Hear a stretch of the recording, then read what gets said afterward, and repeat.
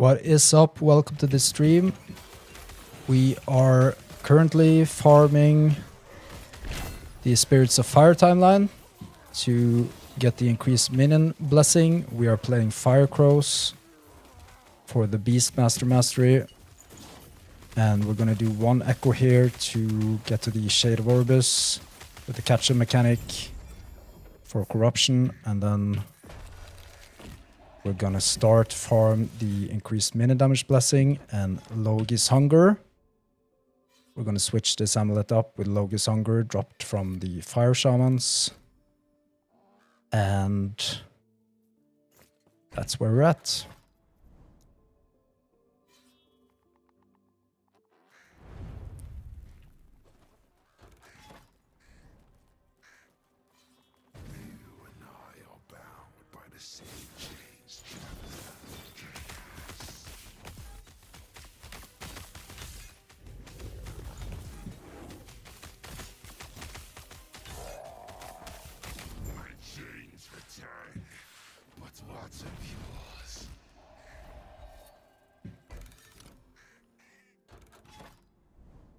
So now we're at 236 corruption.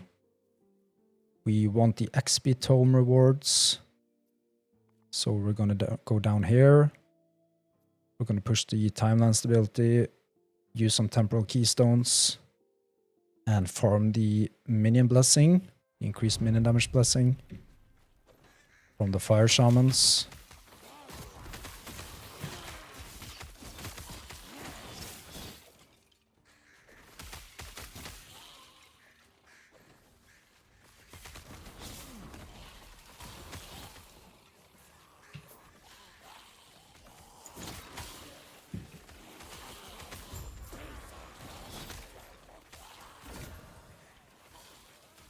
And we got these awesome Raven's Rise gloves in here. At least we got a tier 6.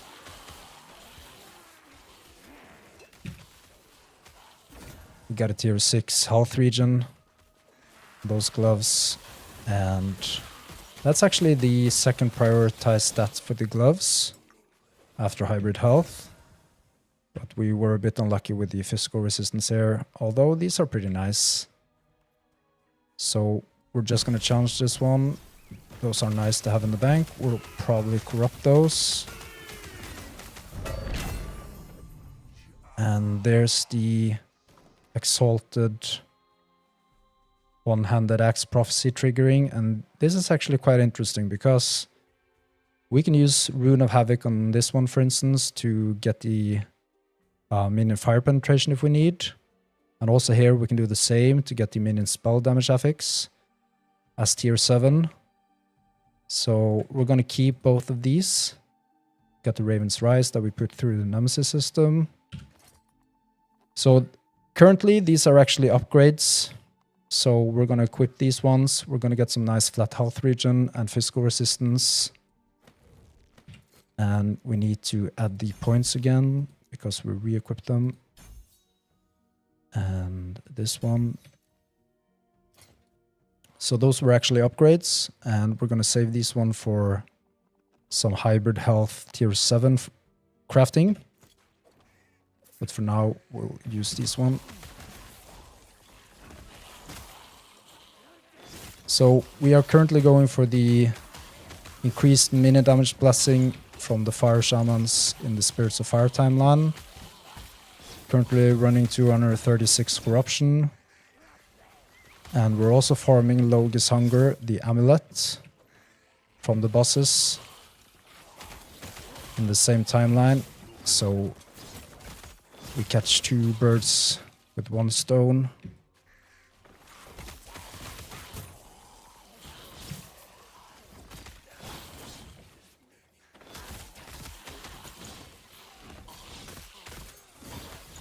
And we have just bought quite a few one-handed Exalted Axe prophecies for Circle of Fortune. And we just got some pretty good drops there. Got some tier 7 ones here. We can use a Rune of Havoc on this, for instance, to turn it into a tier 7 for the minion spell damage. which is the top priority stat. But we're gonna farm a little bit more before we decide on what to do. But we really want to get the cleave resolution axes. We do have them in the stash. We even have 3 with 2 LP, so we just need to craft some minion flat damage onto there. And we got a Rune of Havoc, that's awesome.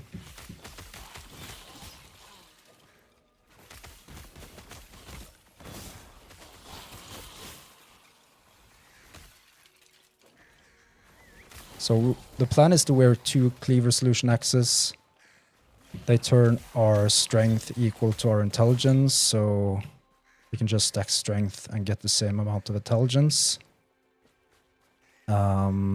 Which we need for ward retention, because we're gonna go for the Vessel of Strife relic to increase our ward regeneration based on our health regeneration.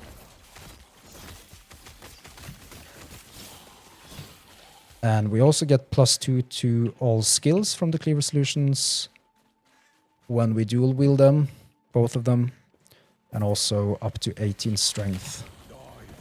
And strength is arguably the best stat for this build, because not only do we get 4% increased minion skill damage and 4% increased armor from it, but we also get 1 flat companion spell damage per 3 strength. We get a lot of health regen per strength. So there's so many benefits from stacking strength for this build, and if we have a combined total of 100 strength and dexterity, then we will get our final crow for this build. And then we'll end up with 6 crows instead of 5, which we currently have. So strength is definitely high on the list.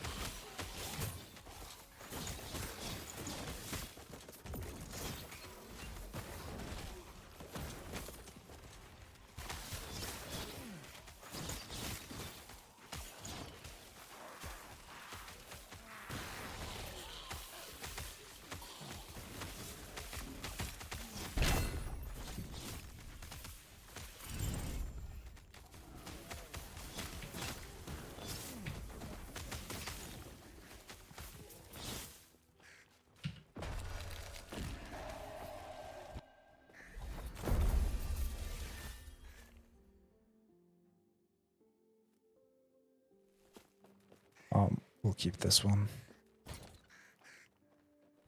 And we're going to keep these axes as well. In particular, this one is very interesting. The others we're just going to add in here.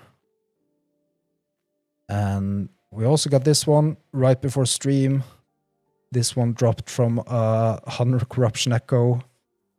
A tier 7 summon Stormcrow skill level stat with increased minion damage. That's exactly what we're after. That's our highest priority stat to forge onto Rise and Brace, the body armor. And we also got the strength affix, a tier 5 one. That's the second priority for if we get 2 LP, so that's awesome. And we even got increased health regen, which is awesome for this build. And some nice void resistance there as well, so I'm even tempted to maybe save that one for a 2 LP Rise and Brace, although a 2 LP one is very rare. So we'll see what we do there. It's not very rare, it's 1 in 74. So we would need to have 74 Rise and Braces to drop before we get 2 LP for it. Which is a lot, I would say.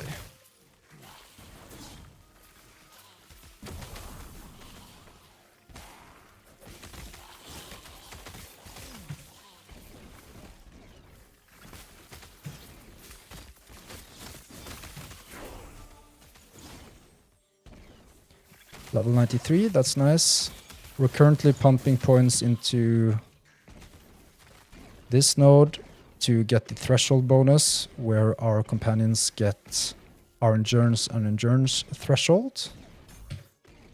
We're 2 points away from the threshold bonus, which will make them much more tanky as long as we manage to raise our endurance and endurance threshold.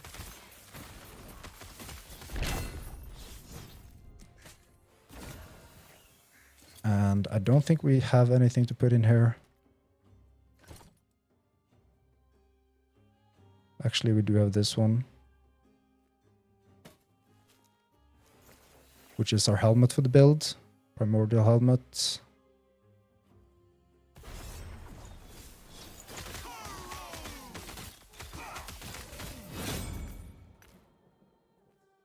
Now, this is what we're after, a tier 7 minion spell damage. Did that drop from a prophecy? I would assume so. But this is the juicy stuff. So already now we have what we need to farm a an LP1 for the cleaver solution at least. And maybe if we can get the other minion spell affix into there, then we might even spend LP2 cleaver solution on it to hope that we get the other one.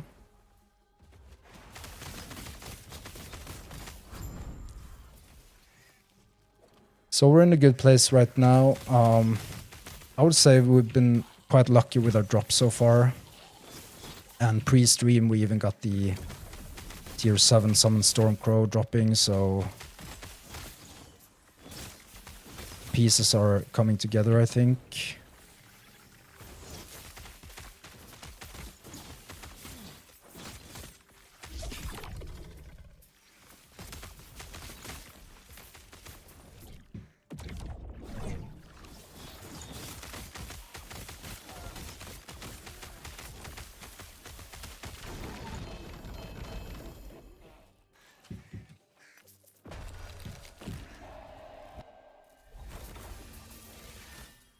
That's a lot of XP tomes.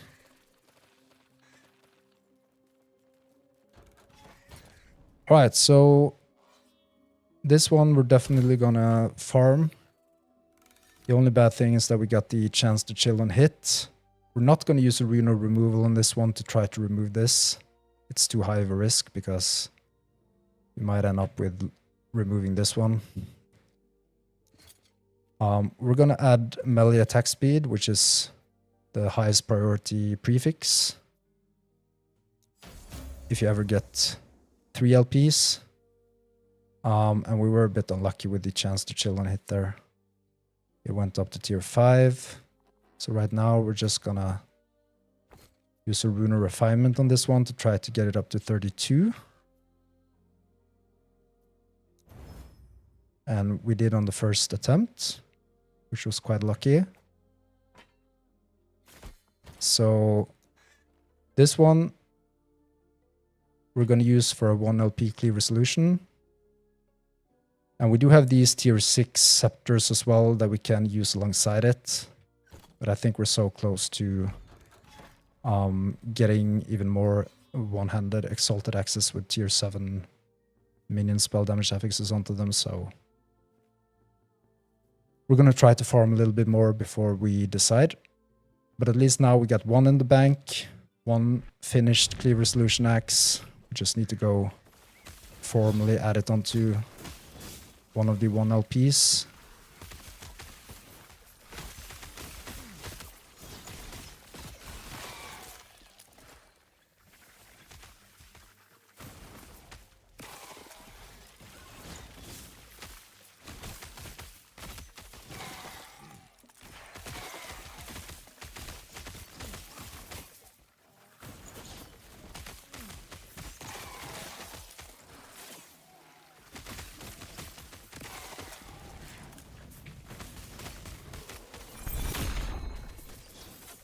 Lunar Redemption.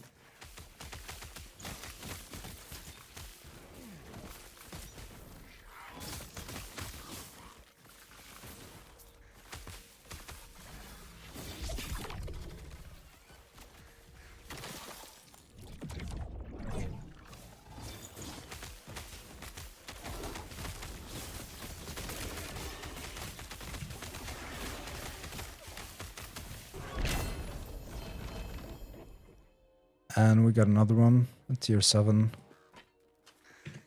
But not with the desired effects, so...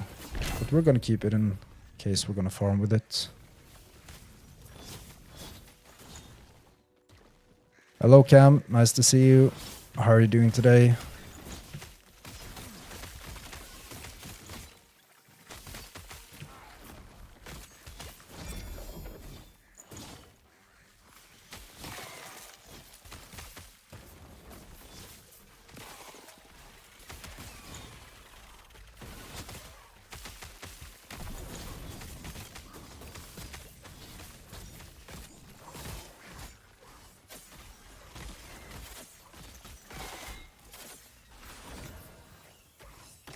So we got some endurance on the helmet. That's not the worst thing we could have.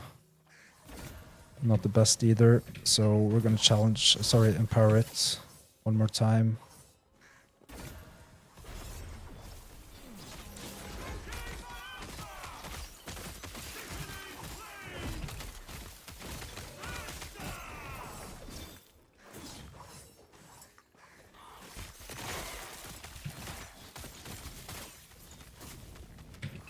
Alright Cam, see you tomorrow then. Have a good night's sleep. Thank you for stopping by.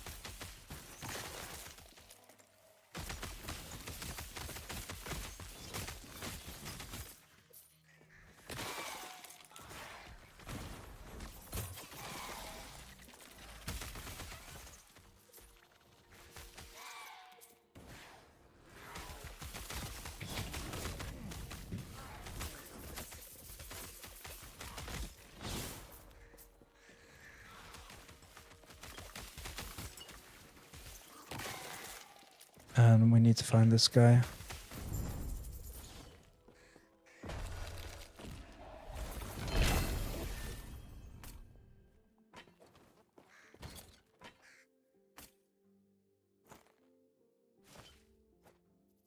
I'm gonna save this for now.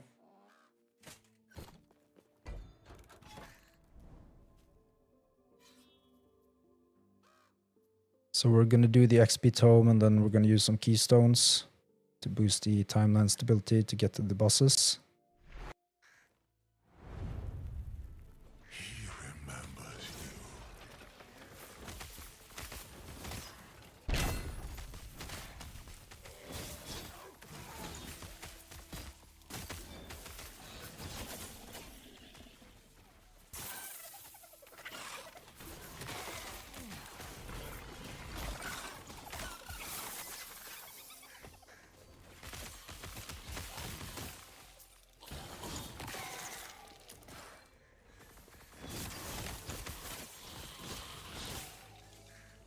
Gonna do the tombs.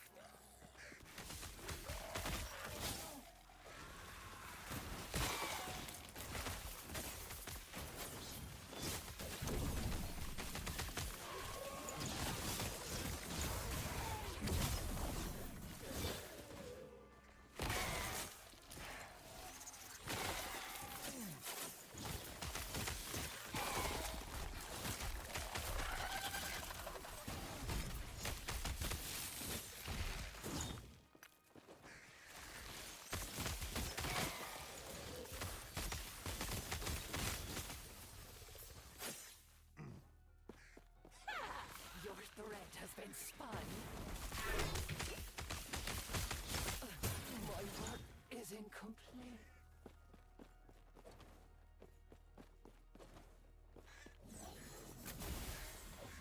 Some XP tomes.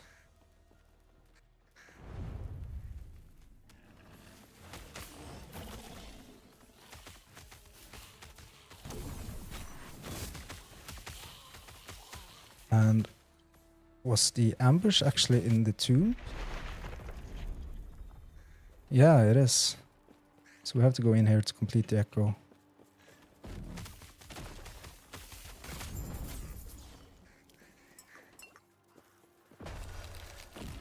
And we're just gonna pump up the bonus XP some more.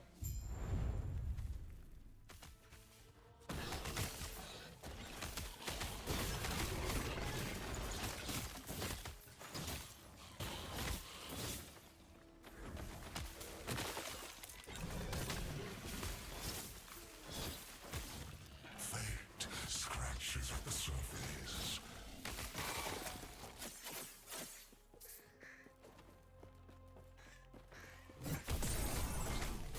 Nomen window.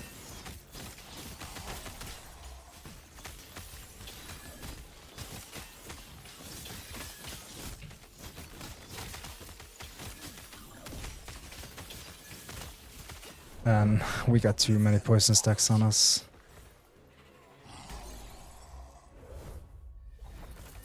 But at least we got the echo rewards. So now we're just gonna use 2 of these. And we're gonna do this one and then the timeline boss. Thank you, Harmoniac. Got too many poison stacks there without any cleanse.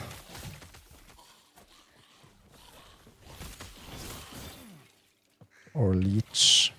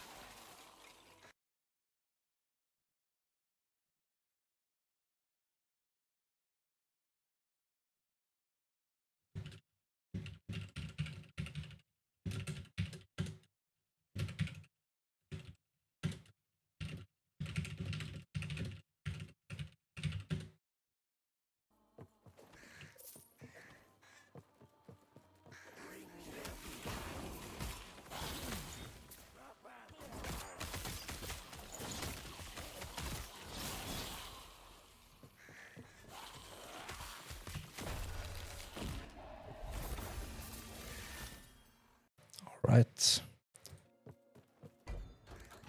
So now we're gonna do the boss. We'll probably not do the Harbinger just to save time because we just wanna target from the blessing for now. And the Logis Hunger Amulet.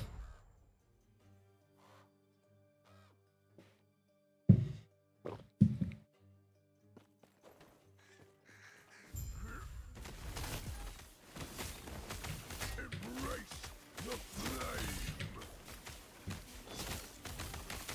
Eternal flame. And do you think we need some more survivability soon?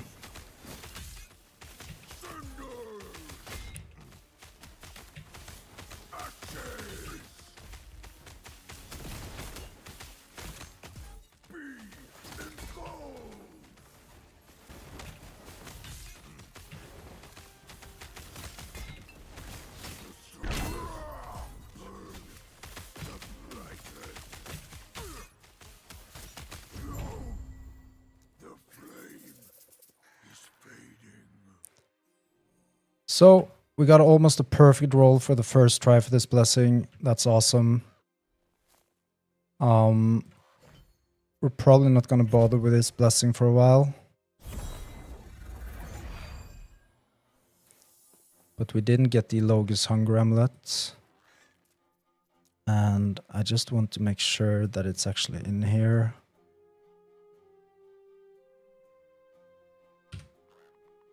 It should be.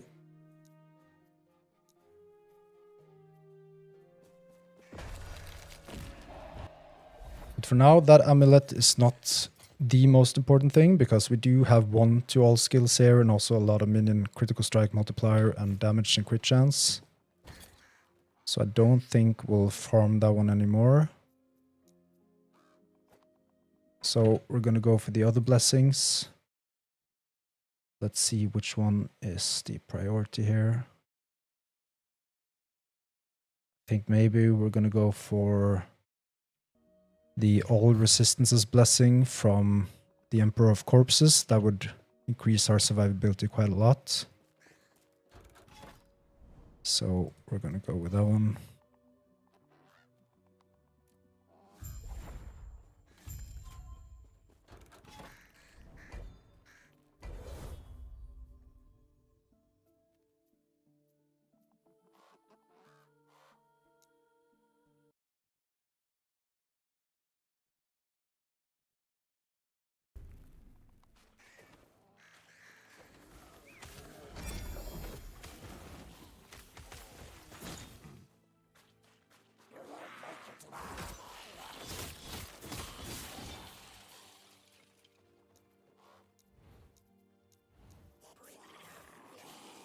And I'll just resummon them. Since we got the increased minion damage, I'll never take a chance with that stuff.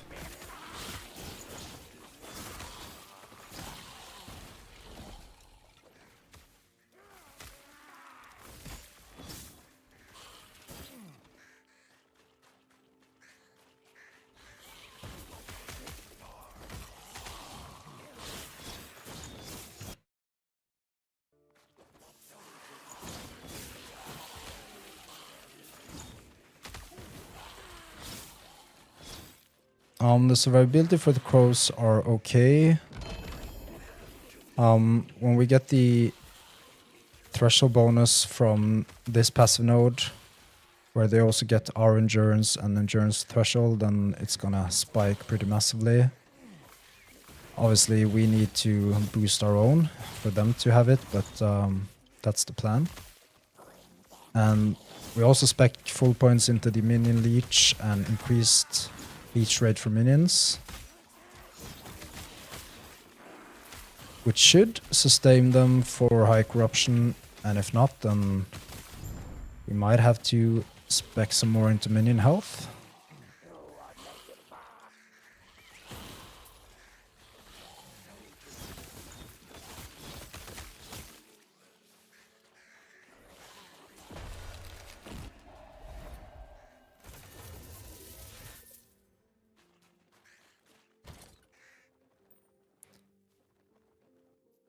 And we're just gonna buy a new one here. We're gonna sort this later.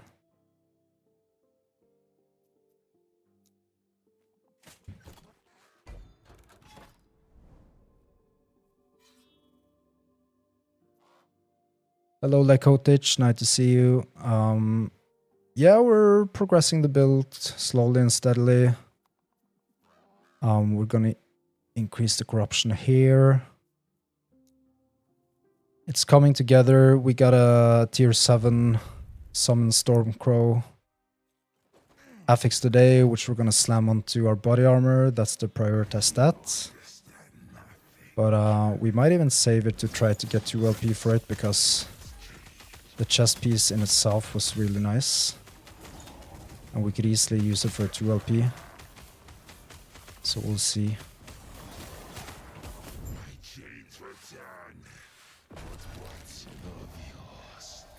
And we got these Raven's Rise Gloves. The flat health region is pretty good for us. Got the perfect Terrace Path boots. Increased movement speed. The belt, kind of nice with the health. 2 phantom grip rings. The primordial helmet with void resistance for now. We're gonna slam some strength onto there when we get there. And then for now, we're gonna switch the staff with our cleaver solutions. And we got a flat spell damage. Where did it go?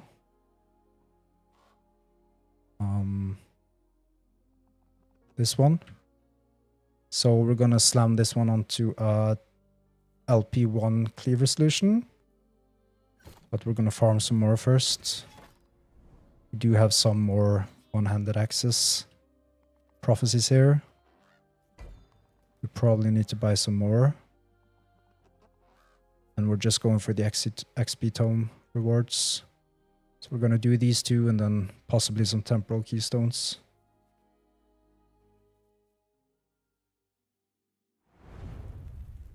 Stay.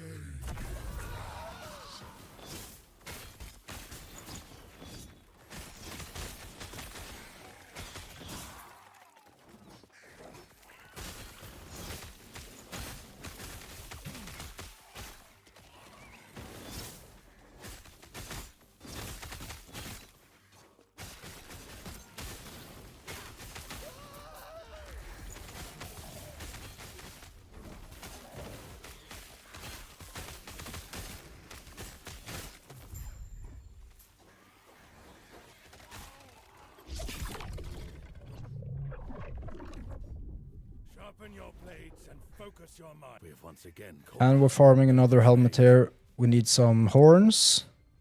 Actually, we need 16 horns. We just bought a helmet, so we almost need 20,000 ancient bones as well. So we got a job there to do. We are looking for at least 1 LP so that we can slam a tier 7 strength onto it. That would help us massively.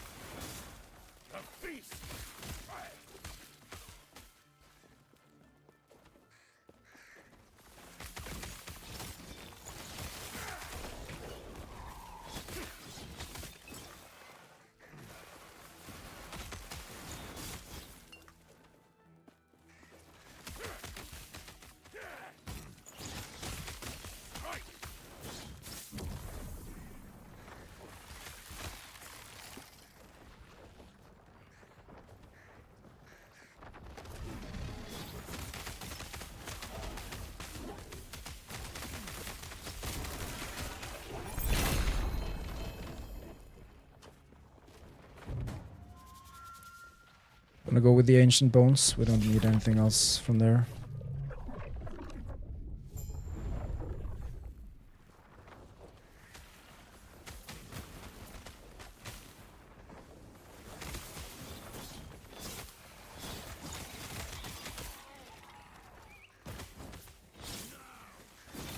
Yep, I see you around like Hotich. Nice that you stopped by. Good luck with the loot filter. That stuff takes some time to set up.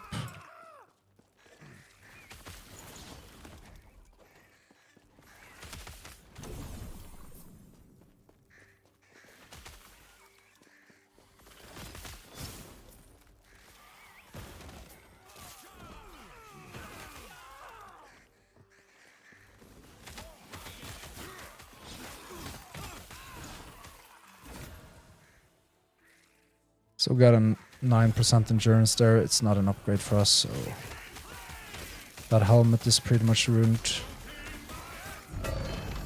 We can try to corrupt it.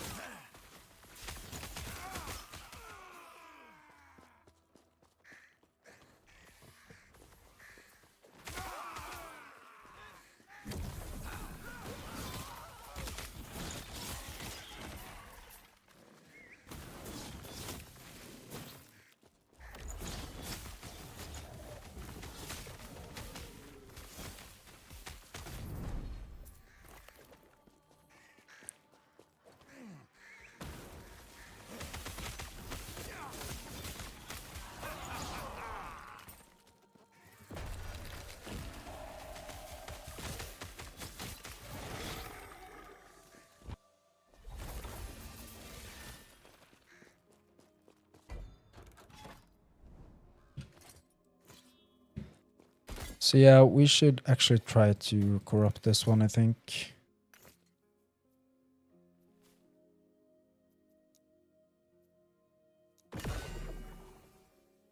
And it increased the endurance by 1%.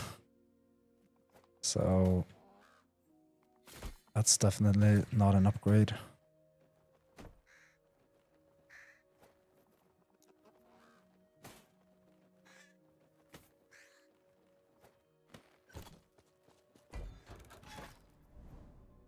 Gonna do this one and then some temporal keystones.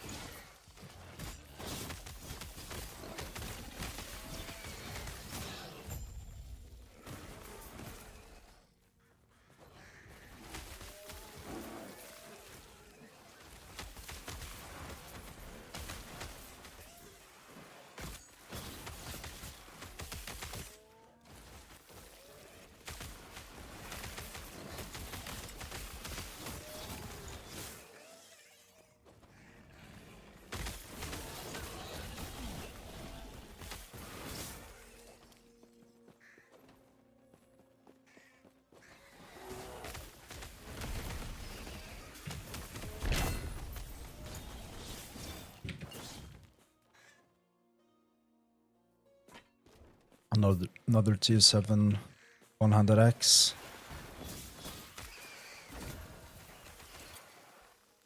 We don't have anything to put in here, so we're just gonna empower it.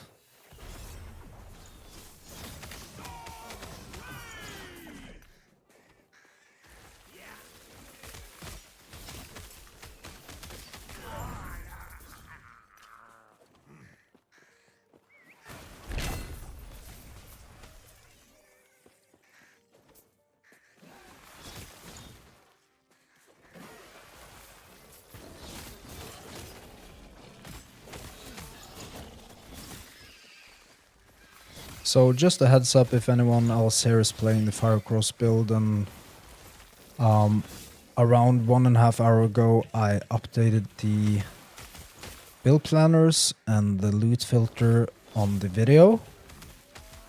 So if you want to update those, then you should go in there, and there have been some changes. We're not going to go for minion cooldown recovery for the idols, because it doesn't have an effect for the Crowstorm skill, but we're going to go for the regular cooldown recovery.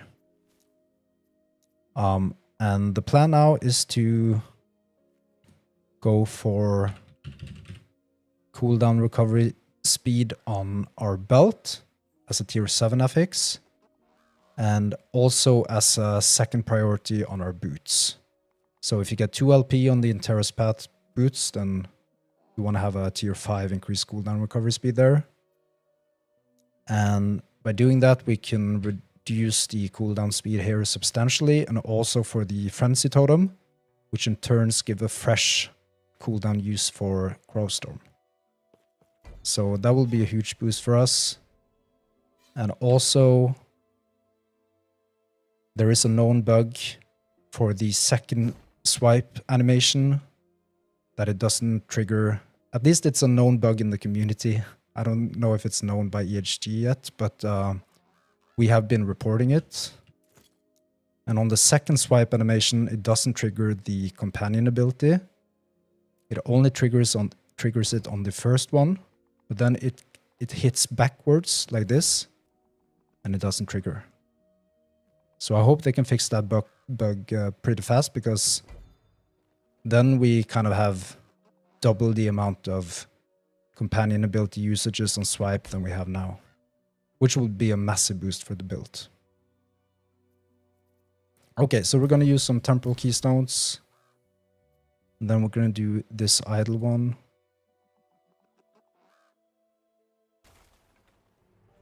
He remembers you. You're welcome, Matthias.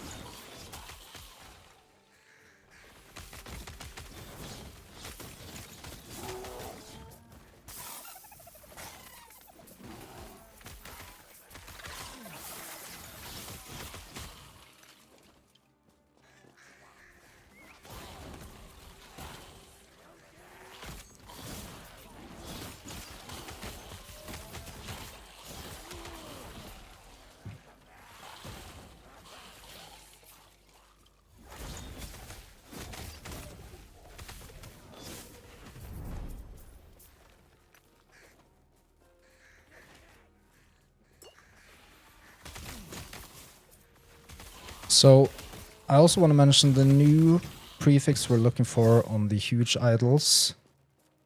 So on the previous kind of theory crafted version of the idols that we added in the first video, we had minion.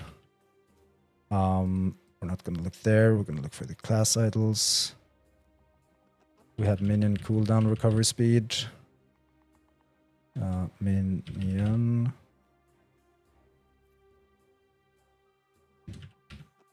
So that's unticked now. And we're going to replace that prefix on those idols with this one. Chance to chill nearby enemies when you use a skill that costs at least 20 mana. That's the best prefix that exists on those idols. Those huge idols. So that's the better of all the other ones. And we'll end up with a 60% chance to chill nearby enemies with 2 perfectly rolled prefixes there. So chill is actually kind of neat to apply to enemies for crowd control purposes. And then we get the increased minion spell damage for the suffix, which is awesome. And then the enchanted beaver affix of up to 10 flat minion spell damage and increased cast speed for minions, which are so awesome that we cannot really not have those huge idols. And I just want to check here.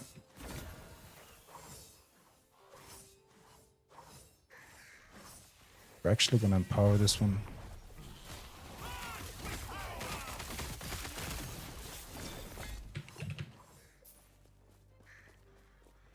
Let's do an omen window again. And hopefully there aren't any poison enemies here, like last time.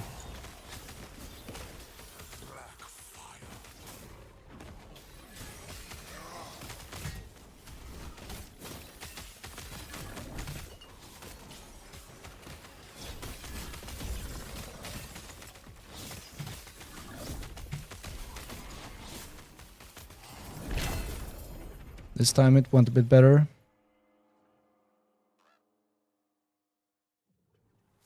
Matthias, yes, you could use the loot filter from level 1 to level 100.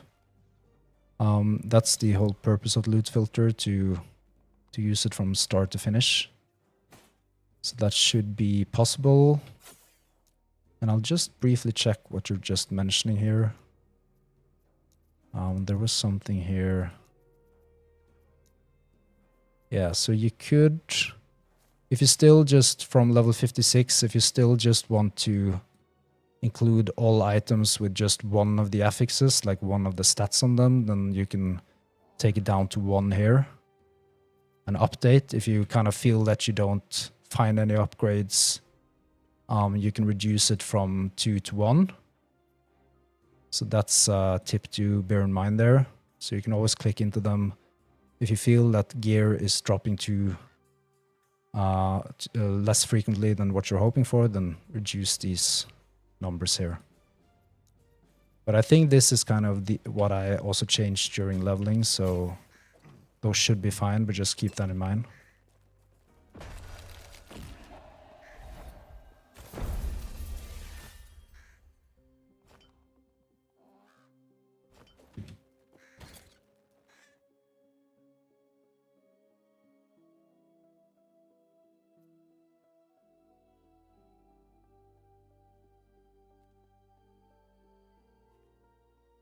We're going to stash these for now.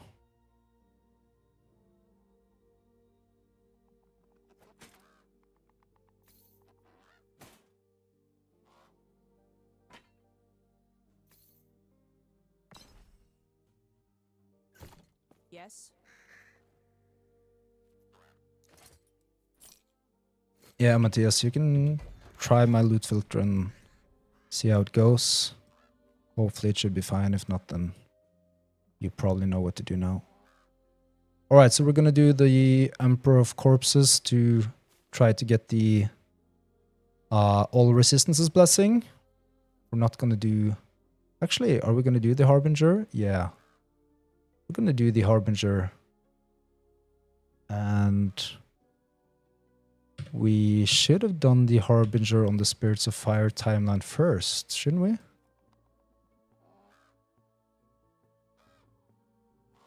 Let me think. It doesn't really matter, does it?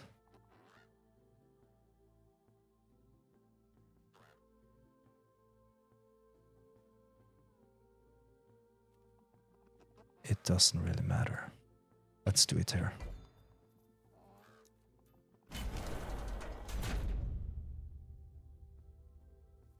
Hello, Cowboy. Nice to see you.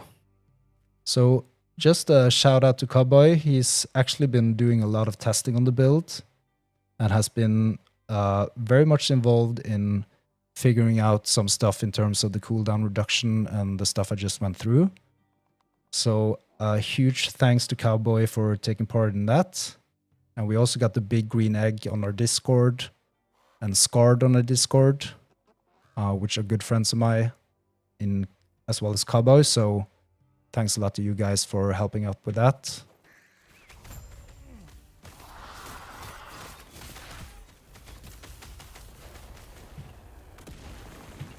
And also, if any other of you want to join our Discord, then you can find the link to that on my channel page and in all of my video descriptions, including this one, I think.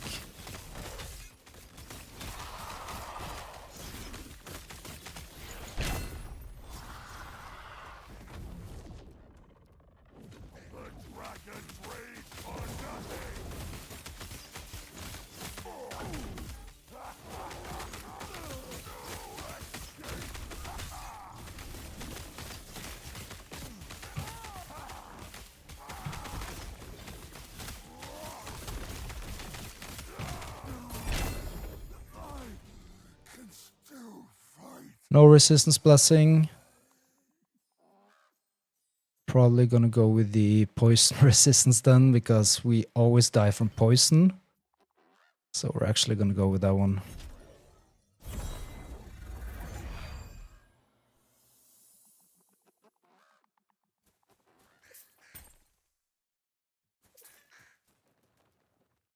Dragon Flame Edict. That one has actually been buffed for Season 4.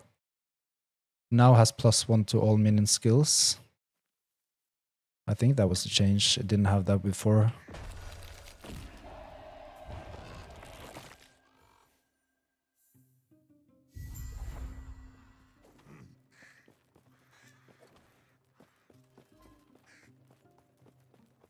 Welcome back. Though before we can do that... So now we're actually gonna go...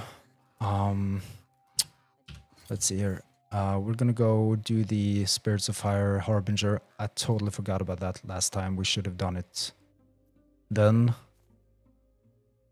But let's do it now.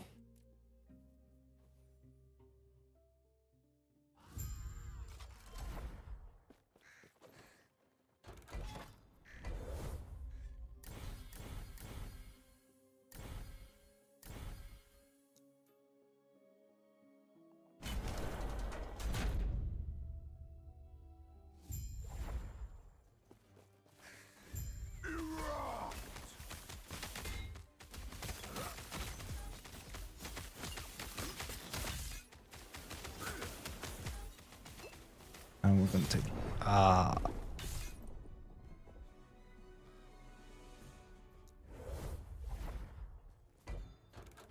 Too bad.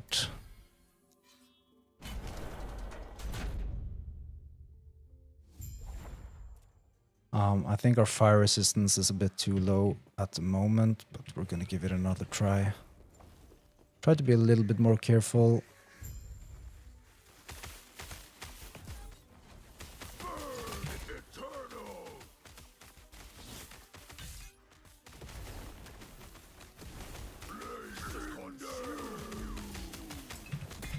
And we don't want to stand in there.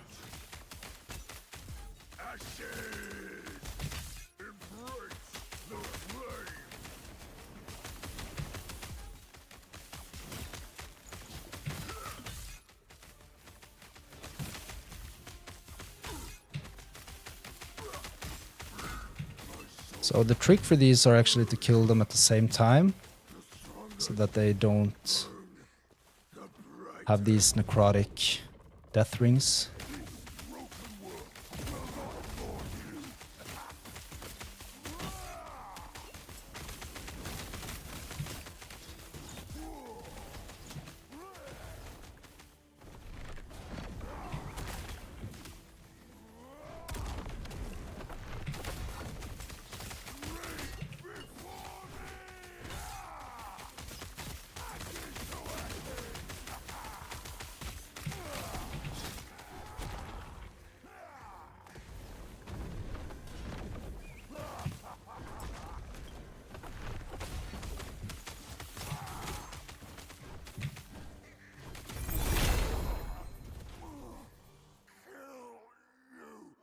Awesome, we're gonna keep this one.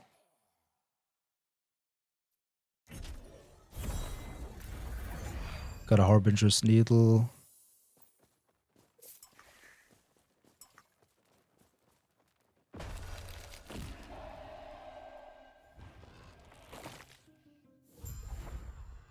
Yeah, Crowstorm is very powerful. Cowboy for sure. We're not where we want to be yet, obviously, but... Don't worry about. And I hope they fix the swipe bug pretty fast, because that's an integral part of the build. We'll speak again soon. But okay, let's focus on this for now. We've downed most of our Harbingers now. We have 4 left. And we are still gonna farm the... Where were we? The Reign of Dragons timeline to get the All Resistances Blessing.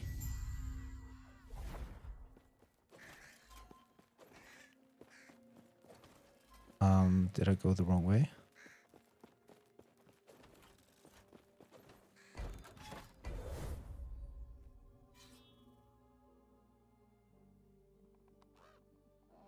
And we're gonna spend some temporal keystones.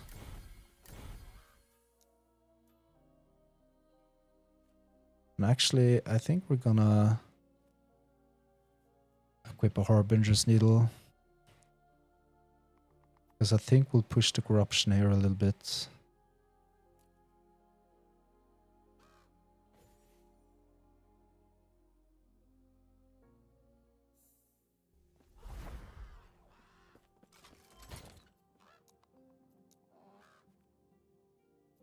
And we actually have 2 of them, so we did have one here.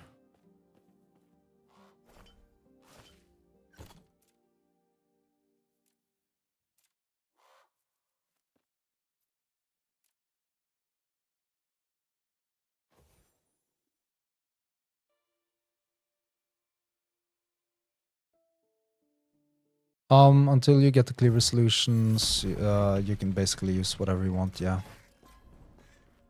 Just aim for as much flat minion spell damage as possible. So for instance here, we used this staff. It got like 81 flat minion spell damage, which is kind of high. So it has served us very well for, I would say, like 30 levels or something. And now we have a Harbinger's Needle. We're gonna do the Harbinger as well.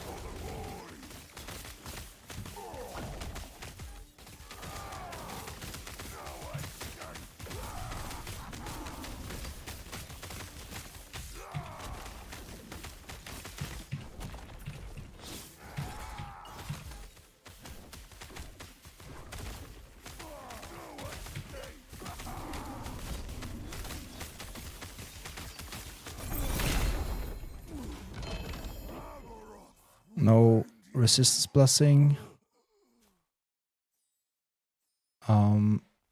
We're gonna keep the poison resistance for now. And we got the B set. We have that in our loot filter. I think I even included it in the official loot filter, so if you don't want to farm the B set, then go ahead and turn it off. It's a separate rule. So show B set. You should just disable that one if you don't want it.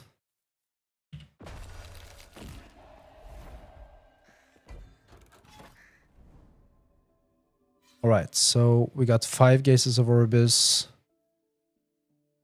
I guess if we do it one more time with the Harbinger's Needle, the Shade of Orbis Echo will appear right after.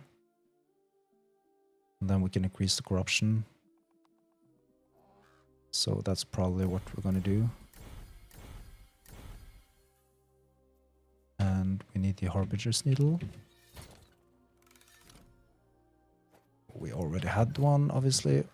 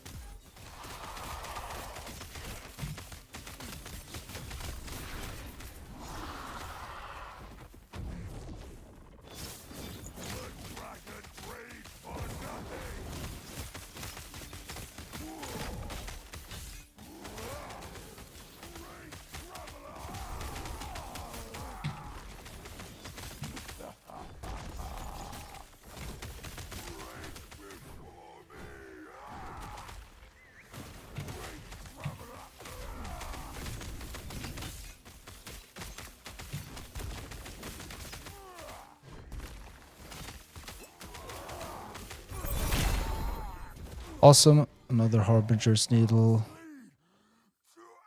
And there we have the all resistances, a low roll, but still, we're gonna go with that one.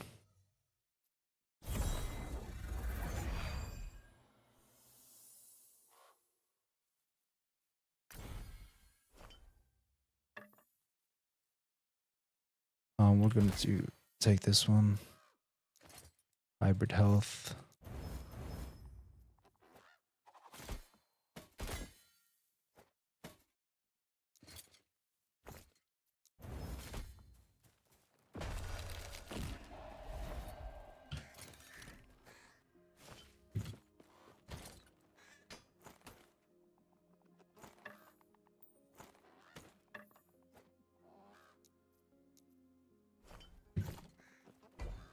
So now we have 9 Gazes of Orbis. Then we could do 1 Echo and the Shade of Orbis will appear right after.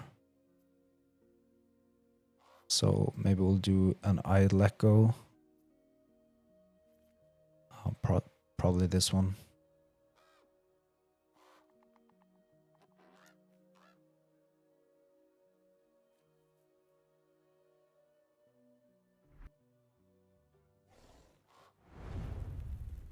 Stay.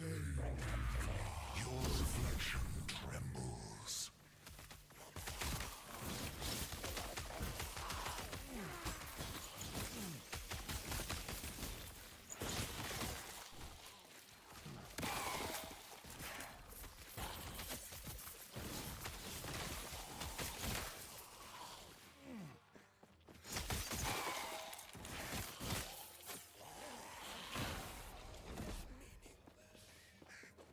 Check the Nemesis.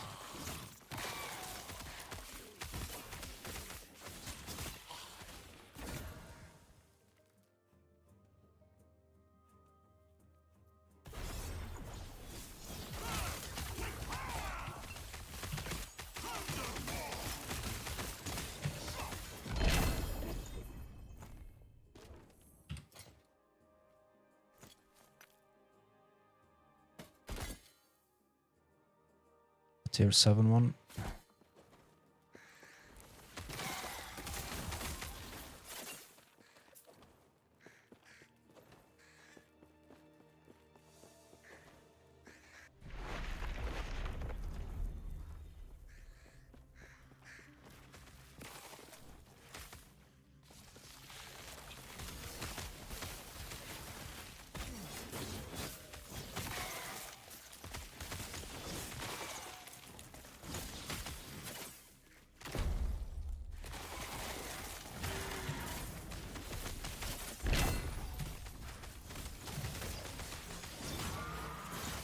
And we got a slow on hit kind of echo here.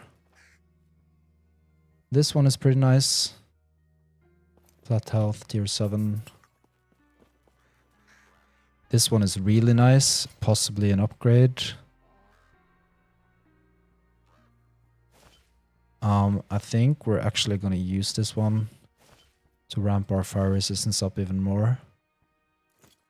The 8% increased fire damage for minions aren't really that good.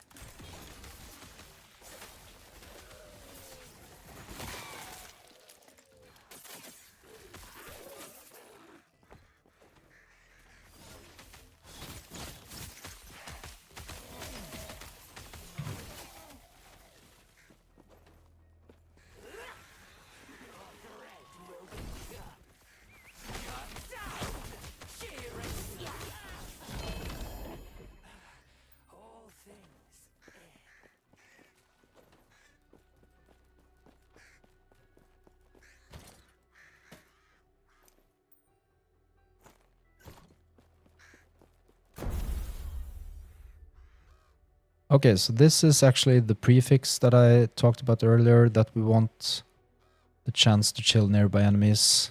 It's the best of the bunch. It doesn't really stand out, but from the other ones it does stand out. So that's the one we're after. And why we're going for that one is simply because we want the Weaver enchantment affix on it for the minion fat spell damage, which is just so awesome, and the increased minion cast speed. So we're actually going to try to get that one now. But we didn't get it this one.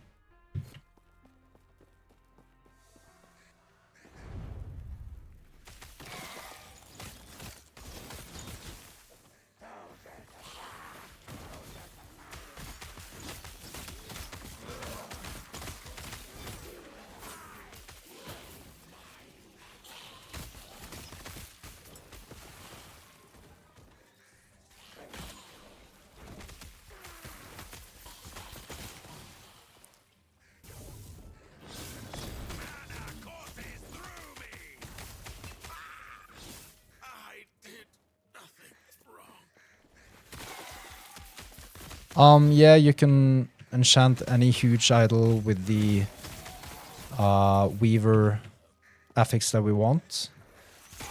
For sure, so as long as you have a huge idol, you can get that Weaver Enchanted affix. Definitely. But ideally, we want this chance to chill prefix, and for the suffix, where you can now see the chance to inflict bleed, we want increased spell damage for our minions. And then the blue affix there, the enchanted one, we want the flat minion spell damage and increased minion cast speed. But you can get that one on any huge idol, but it has to be huge. So you will not get it on the large idols that take up 3 slots. You only get it for the huge idol that takes up 4 slots.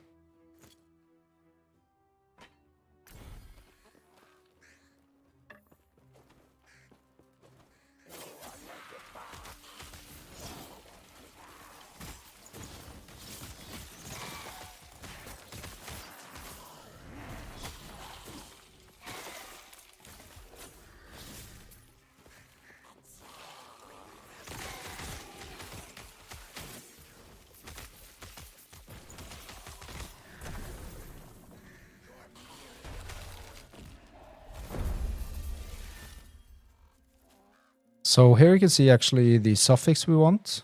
Now we didn't get the prefix we wanted, but we got the suffix. But this is a large idol, it's not a huge one. But this is the suffix we're after, the increased minion spell damage.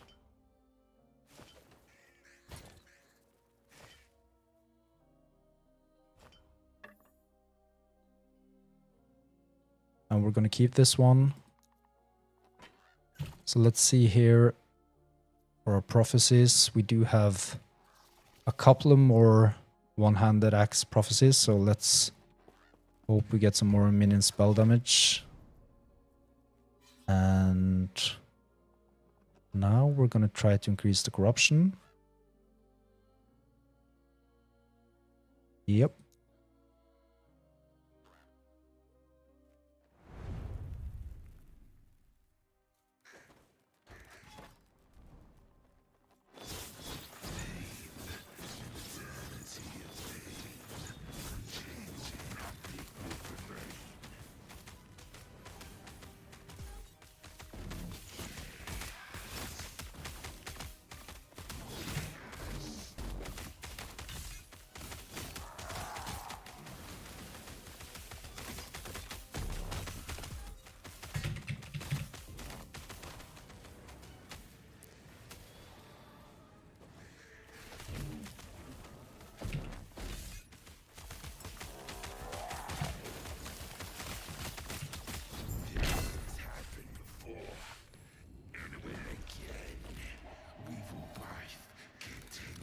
Awesome, so now we're at 290 corruption. That's fine. Soon we are at the corruption level for the last Harbinger as well.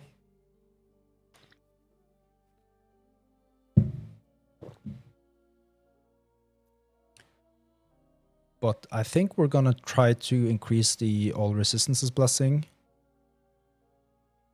But I think we'll also pay a visit to the observatory to buy some more one-handed axe prophecies, so that we kind of capitalize on the farming we're doing. We'll buy a couple of more if we can.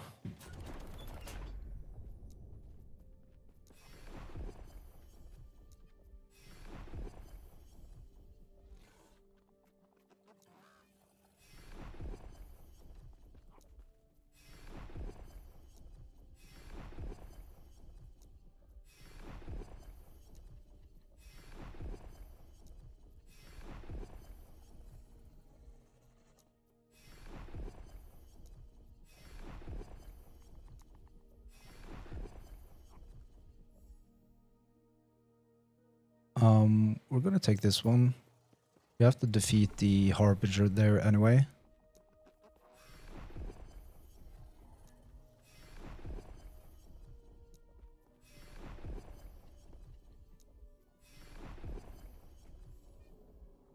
And this one is perfect.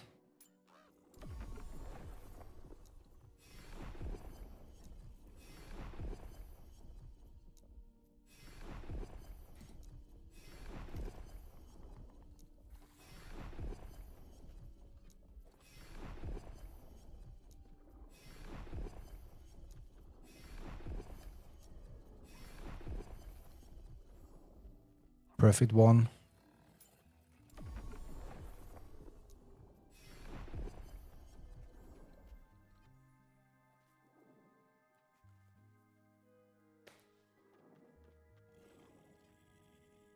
And just a quick heads up here.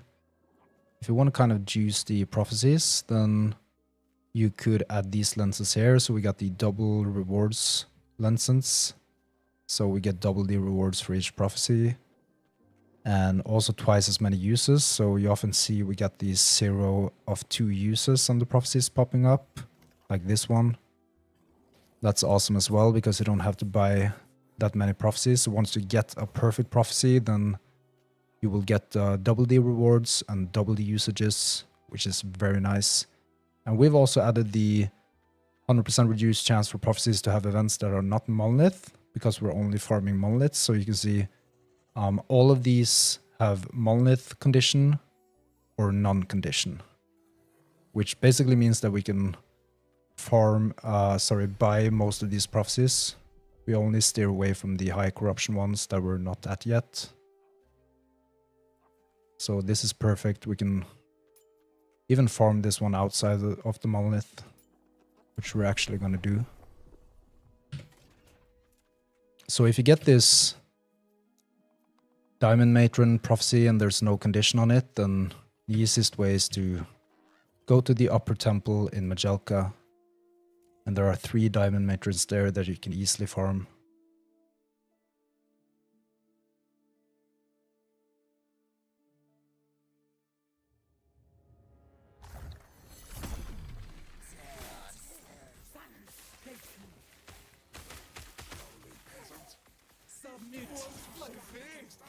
There's one there.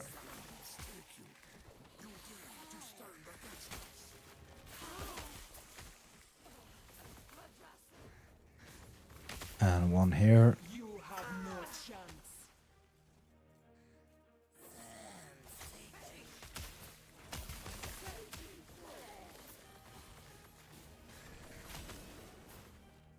And the final one should be over here. You see there the prophecy dropped. And this one is actually quite interesting because we can use a Rune of Havoc to get that tier 7 affix onto there. Which might be the thing we end up doing. So if we do not get any more flat minion spell damage access, then we're just going to use a Rune of Havoc on the ones we have and get the tier 7 affix onto the minion spell damage affix, and then we're going to craft 2 1 LP cleaver solution axes. And we're pretty close to doing that. So I don't think we'll buy any more unique exalted one-handed axe prophecies. We're just gonna farm the ones we got now, and then we'll make a decision on what to do.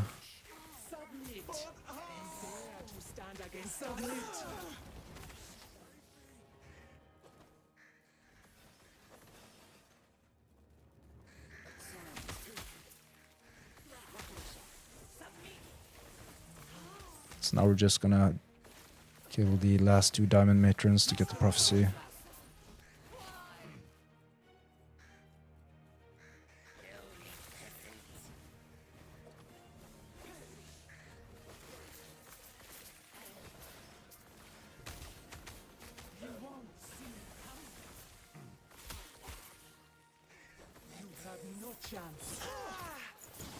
So, didn't drop anything there. So now we're back to the Reign of Dragons timeline. Gonna farm the All Resistances Blessing and also the prophecies that we got here. We got Boss and Exile Mage, so we're definitely gonna do the Exile Mages.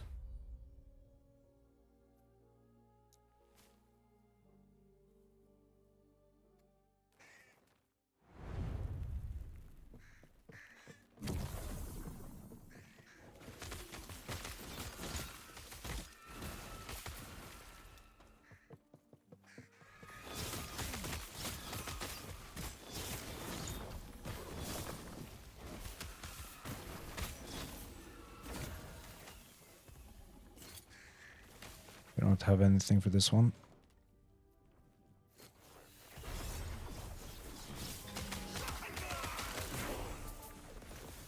Level 94.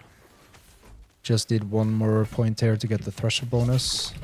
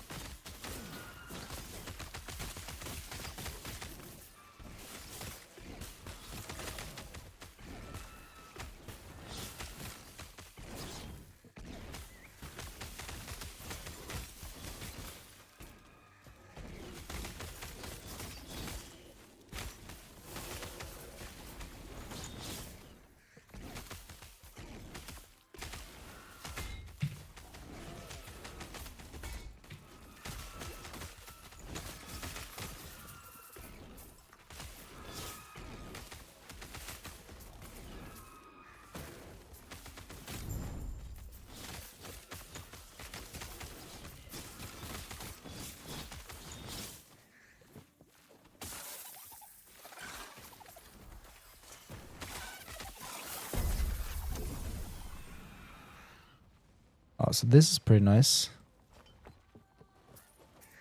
We'll try to get the Weaver affix on that one.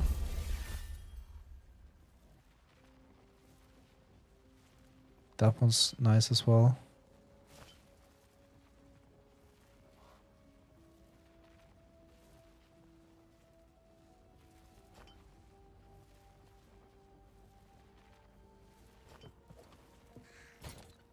So we're gonna keep, I think it was this one. Actually, that has a high roll, so we'll keep that one. Maybe both of them. This one, we're not gonna keep.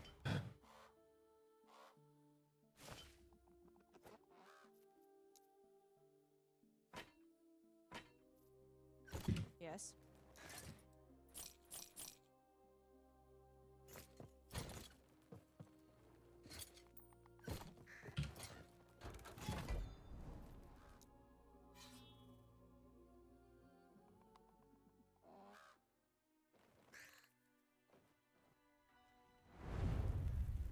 He has seen your fate.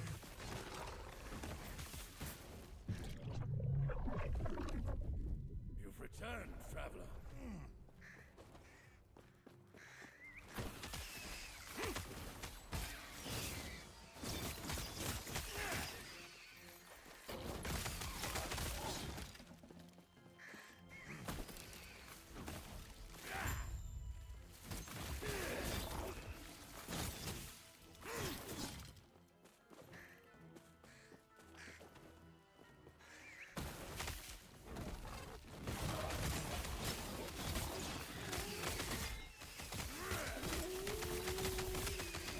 Devour everything in her path.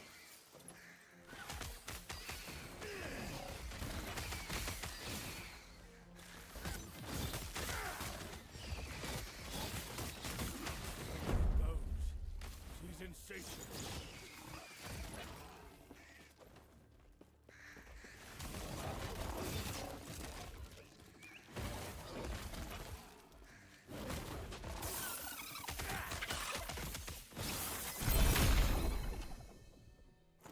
Rune of Redemption. That's nice.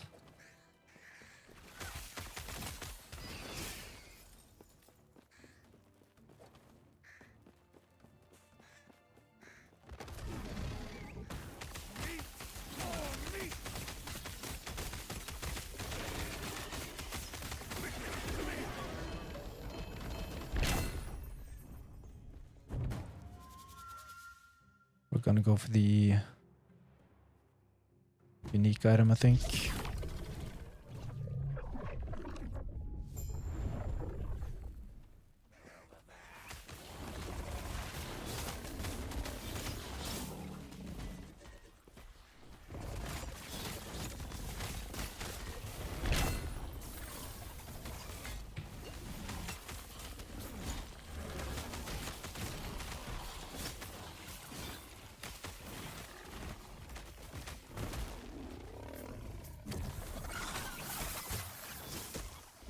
This moment will shatter.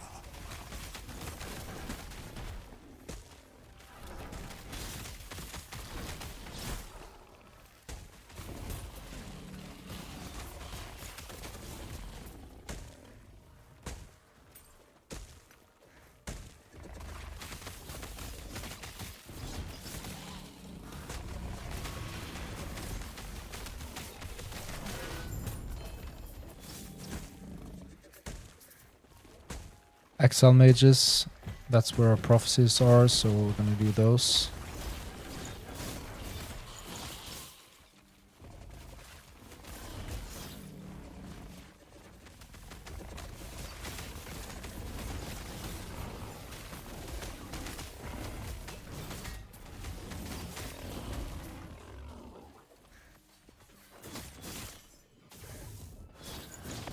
Mana courses through me. The judges will find you.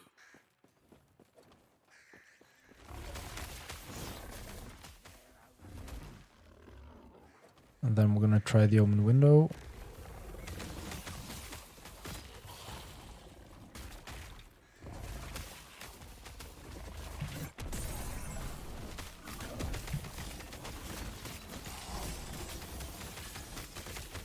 Locked in ice. Frozen caves.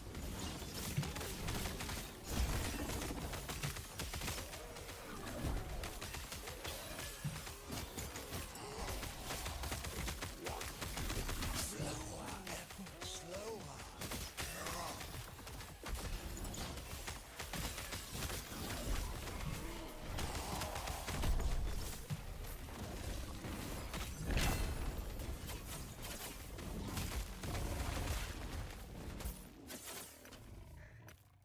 Awesome.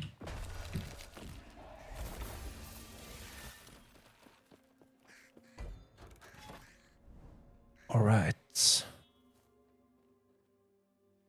So now we're just gonna use some temporal keystones here. And then get a Harbinger's Needle.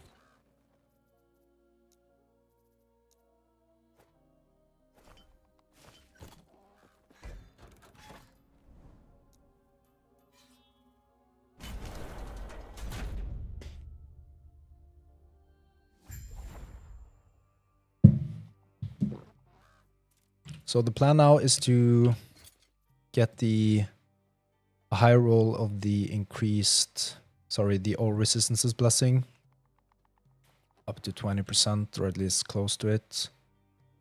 And also get the one-handed exalted axe prophecies.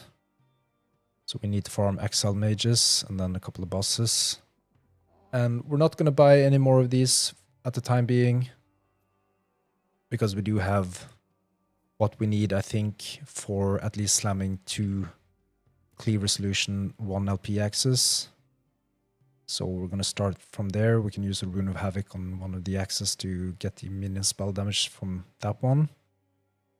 But we're going to farm these prophecies, farm the blessing, and then we're going to slam some cleave resolution axes.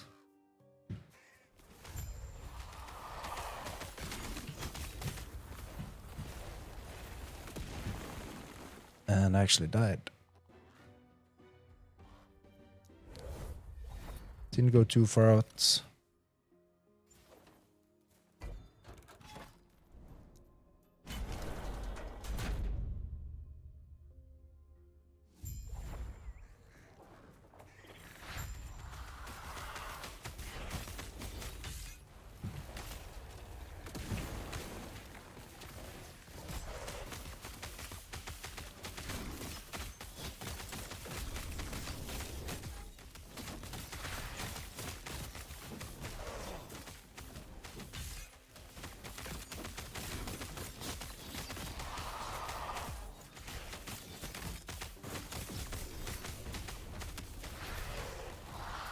And there we got a prophecy, but it didn't drop anything that we need at least.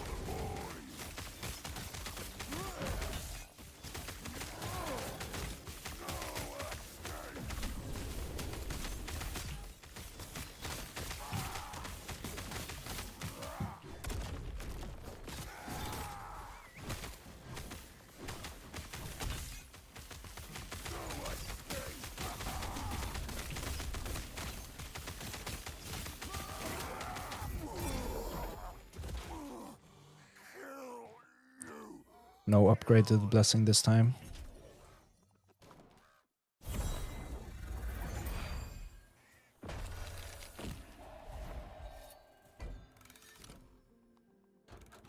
So now we're gonna do one echo and then the Shade of Orbis echo will pop up.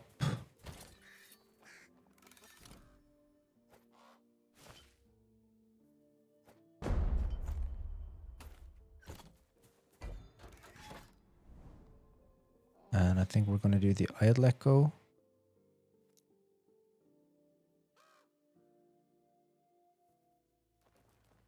Your echo will break.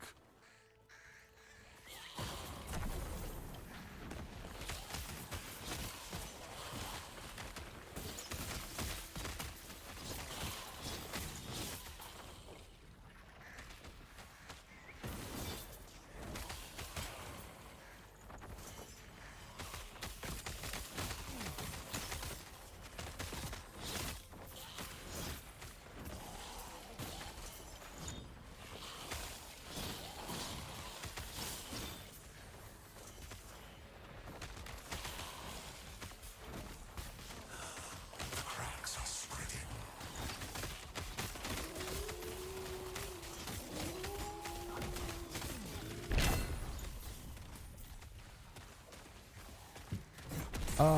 That was unintentional. Light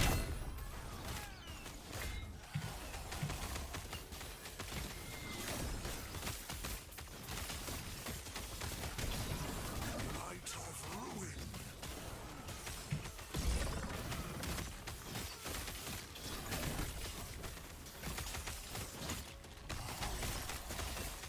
Oblivion will find you.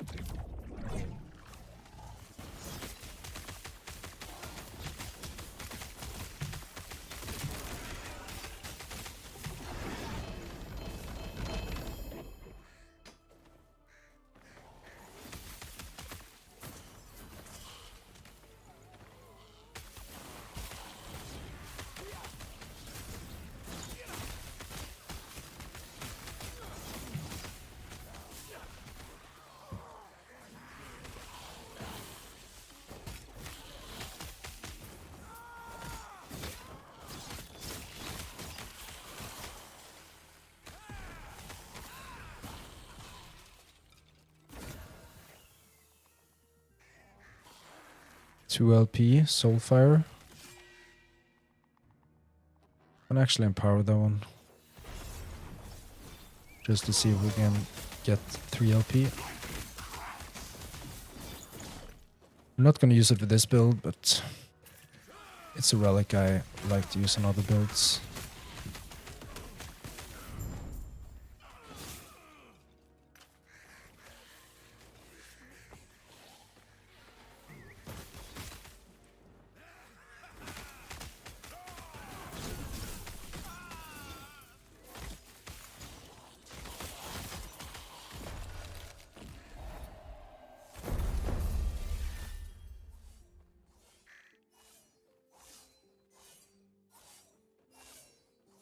This one is pretty good.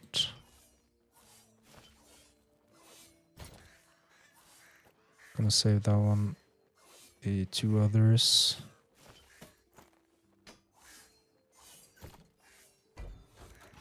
And then we're gonna do the Shade of Orbis. And then we're gonna be past 300 Corruption. And then we're gonna do the Harbingers.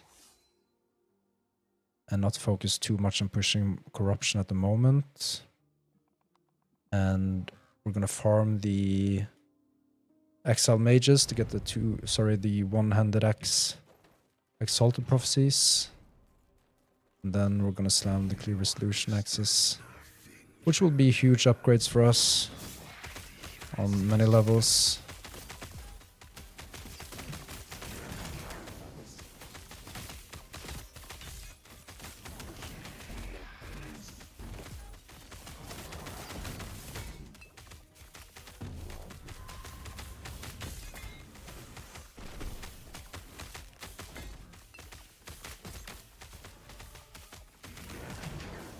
And I jumped right into it.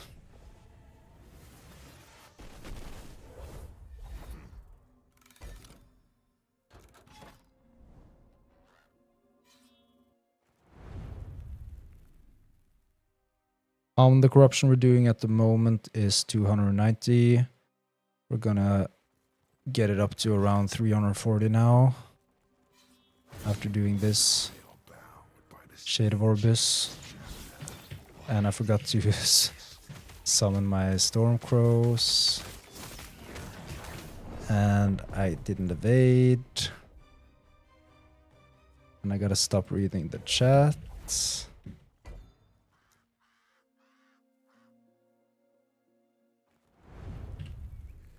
Alright, now we're gonna do it properly.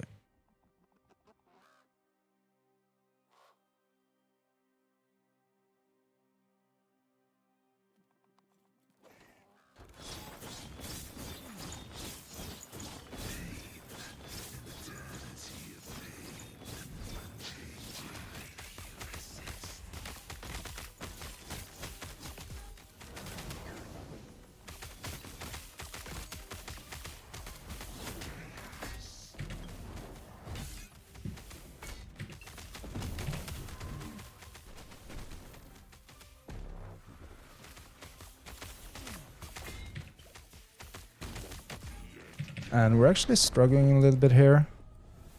See, the damage is a little bit subpar. So we're gonna do a couple of more attempts here, but we definitely need to do something with our weapons at the moment. Which we're actually trying to improve, so...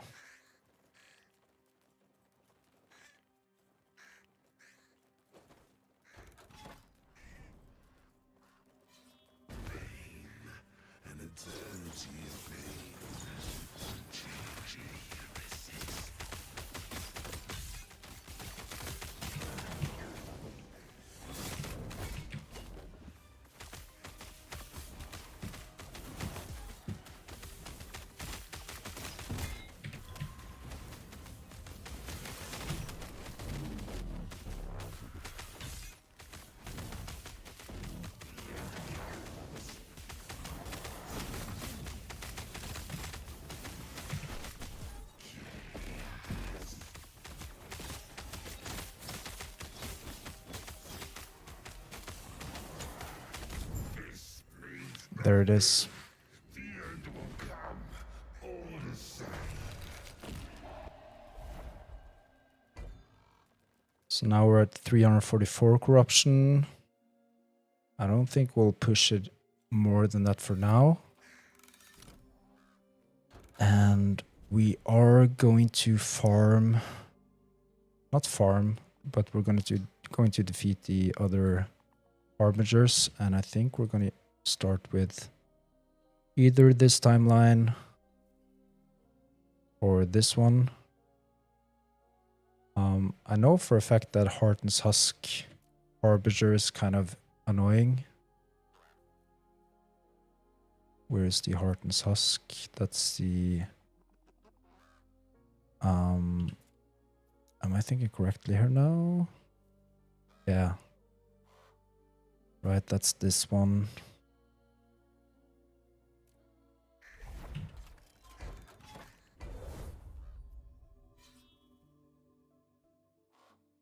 So we're going to crank this one up to 344 corruption and try to do the Harbinger. Oblivion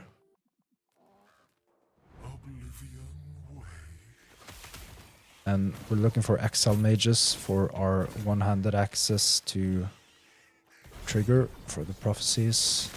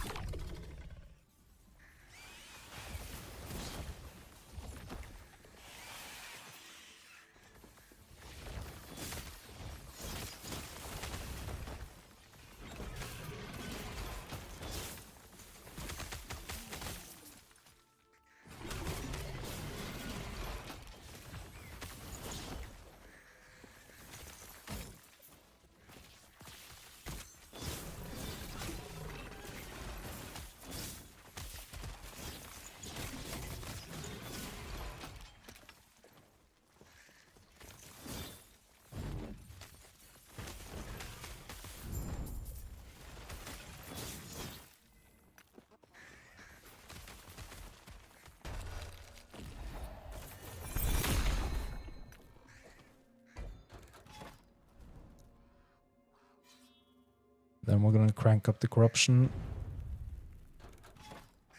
and do the Harbinger.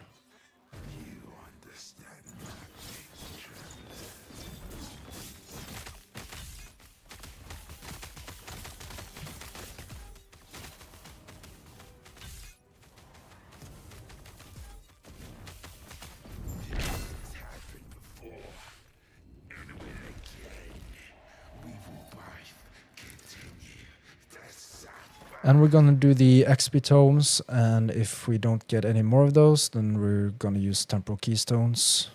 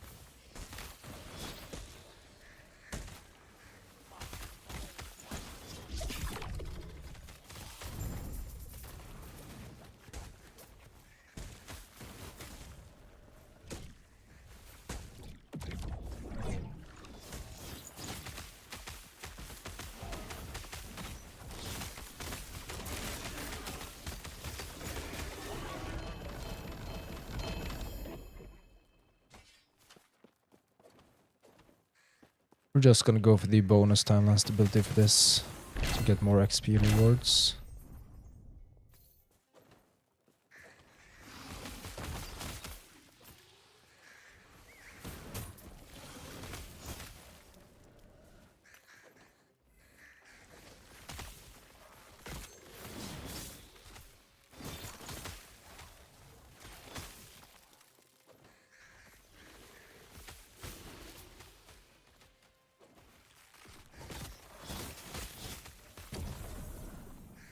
XP Shrine, we're gonna capitalize on that one as well.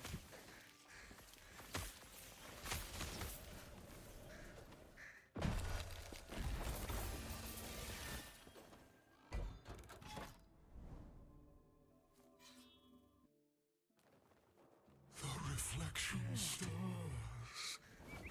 So the XP Shrines carries over, so we still have it.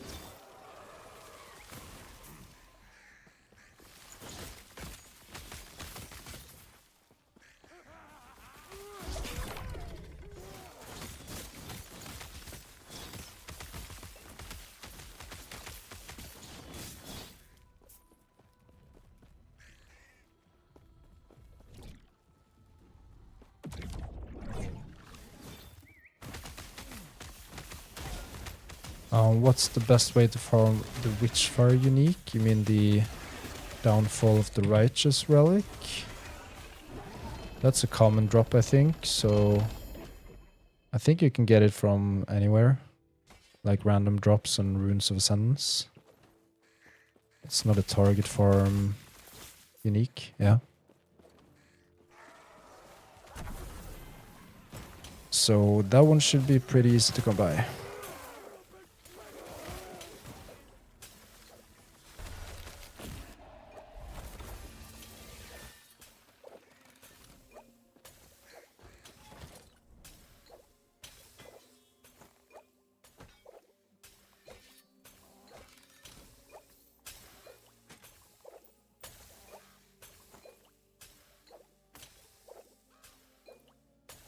This one we actually might keep over here because we might even try to forge this one into a tier 7 cooldown recovery speed affix, which will reduce the cooldown recovery for Crowstorm and Summon Frenzy Totem. And the Praetorian belt is the preferred base belt for the endgame build planner, and also have the cooldown reduction speed there. So we're gonna try that after a while, I think. I'm gonna do the XP Tome rewards and then use Temporal Keystones to do the Harbinger.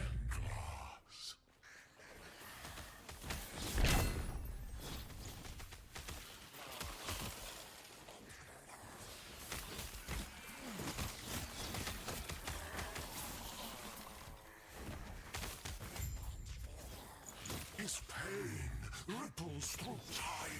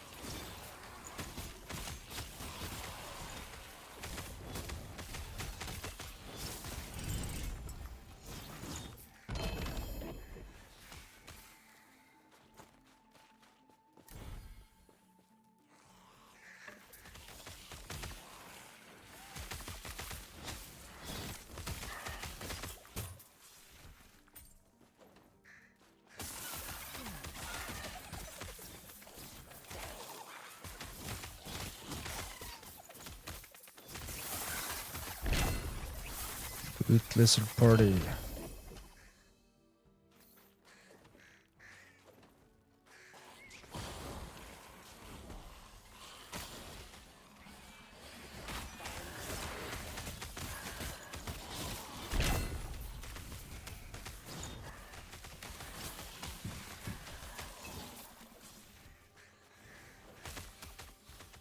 I'm just gonna boost up the bonus stability here to get more XP tomes.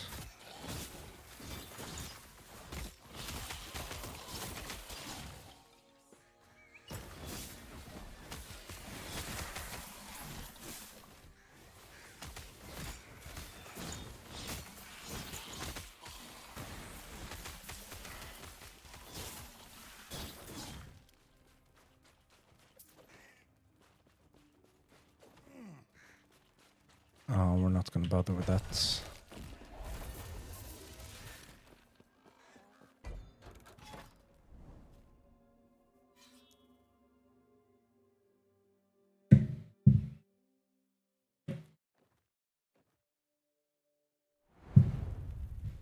He has seen your fate.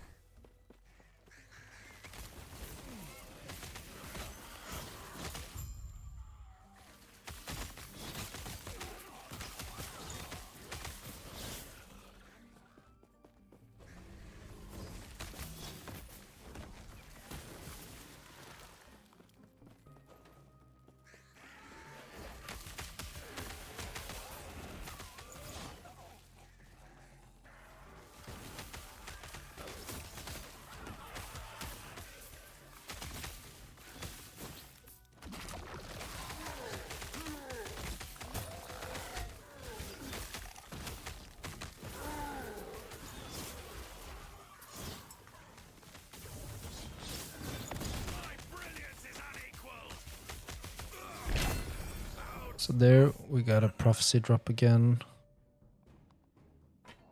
Not exactly what we hoped for, but at least there were some tier 7s there that we can craft.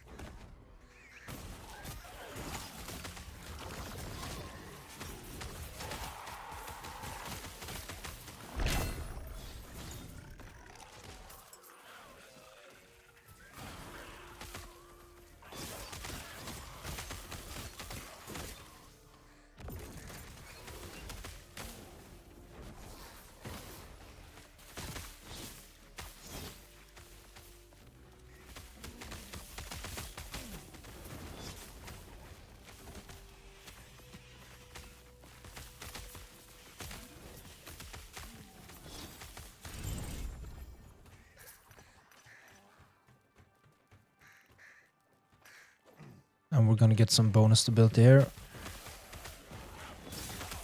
Get the XP tomes.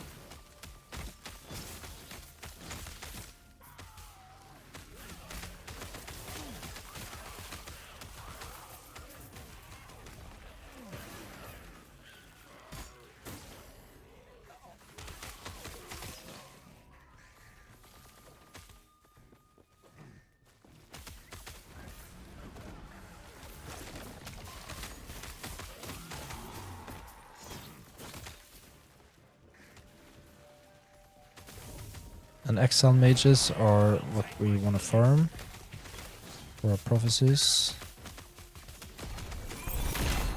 My research. And we actually got a double exalted here. That's interesting.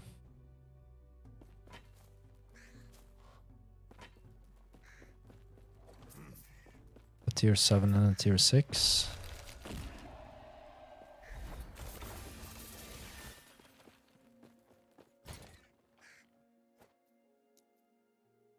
We need to free up some space here soon.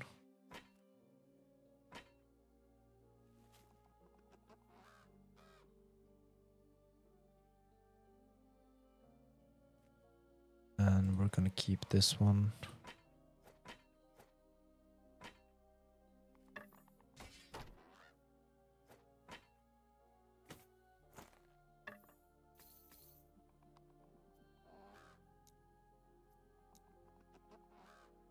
Just gonna add them here for now.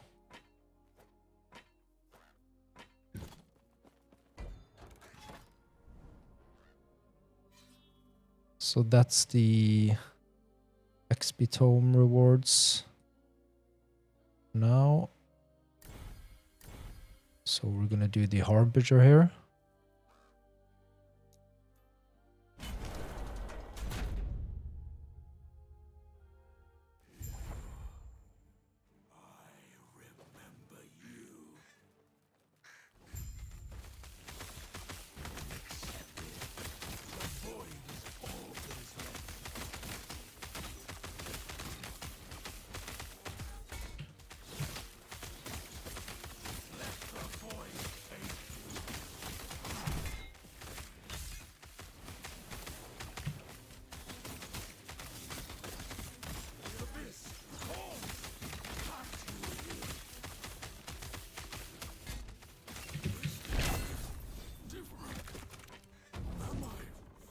So there was the prophecy triggering.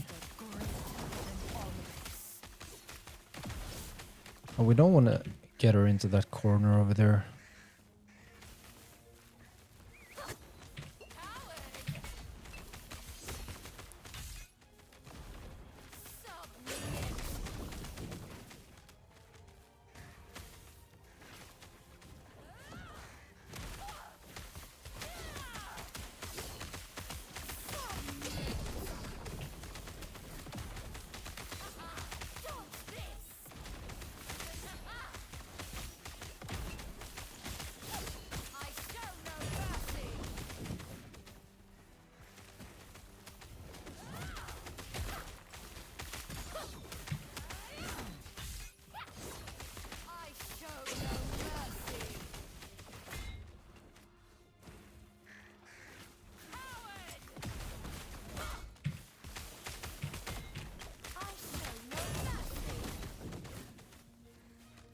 Come on, crows.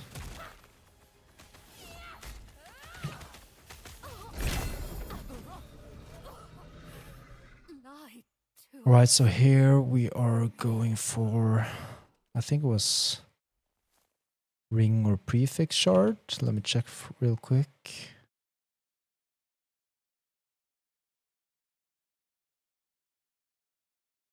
Prefix. Yep.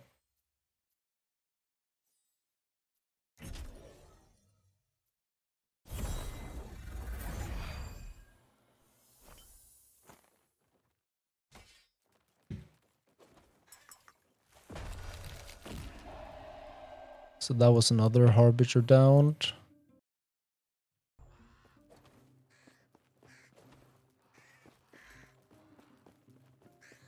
Three left. Yeah, stop hunting. 3 left. I will face them myself from now on. Leave me. We're soon gonna buy some more prophecies, I think. Not one-handed access, but for now we're gonna do the Husk of Elder Gaspar.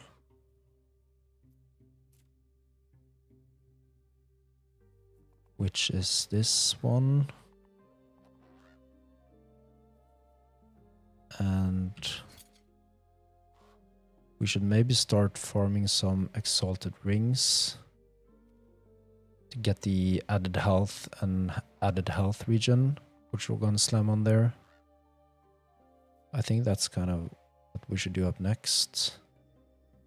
So maybe we'll stop by and buy some of those as well.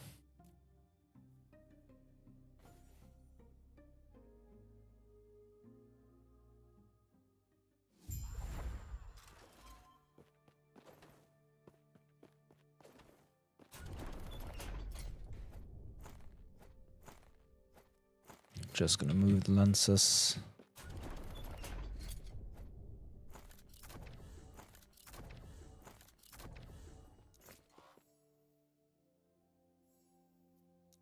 So now we're after exalted rings.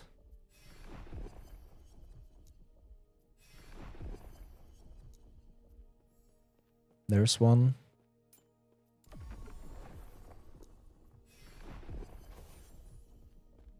This one is really awesome.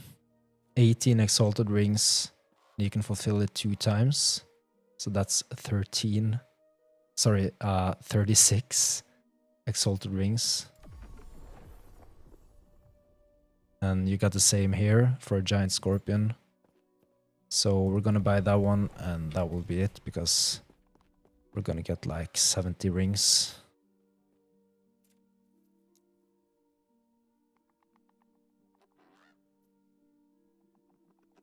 And we're gonna farm this one now.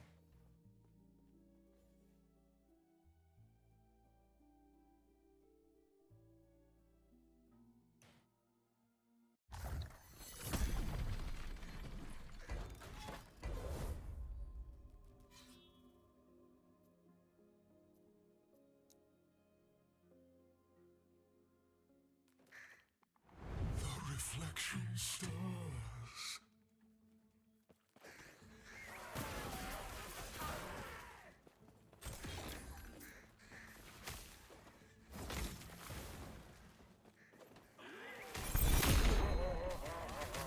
Rune of Redemption.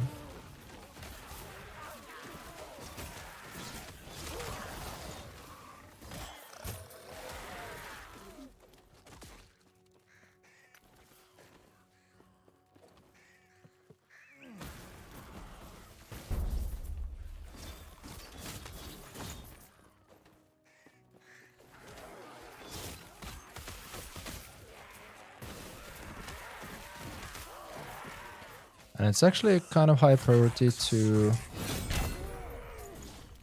And there's the prophecy drop, yeah. So we got a 15 strength, a tier 7 one. And some other tier 7 rings. And we're actually gonna enchant our huge idol soon. Because we really want the flat minion spell damage for our Weaver enchanted idols. We can get up to 20 flat minion spell damage on those, which will be a huge boost only by enchanting them, so... We're gonna do some cemeteries and tombs whenever we see them.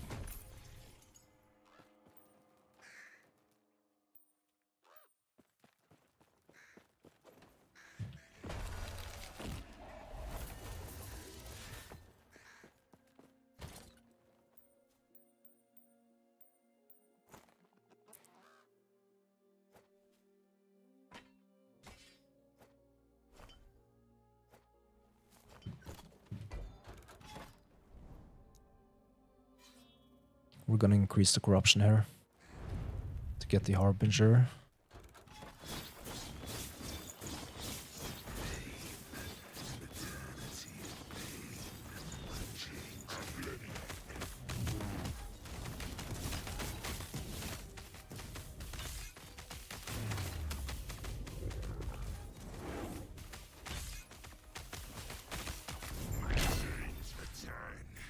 But what's of yours?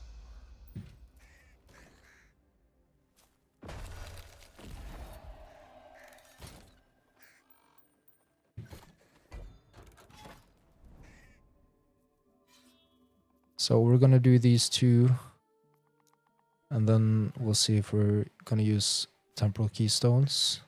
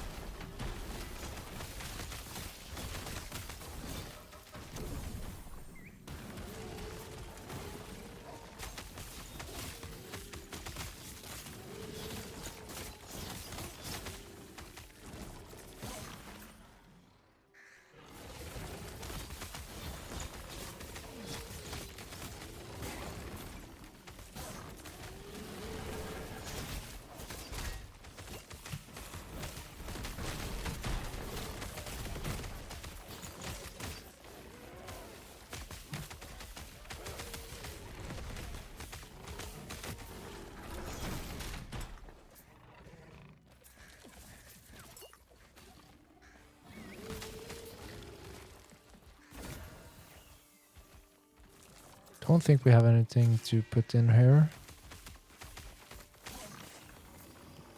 Just gonna power it.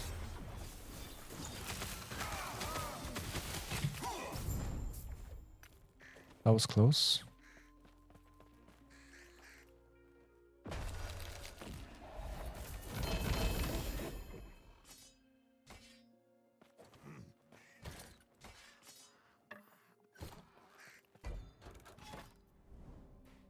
So we're gonna do these two and then temporal keystones.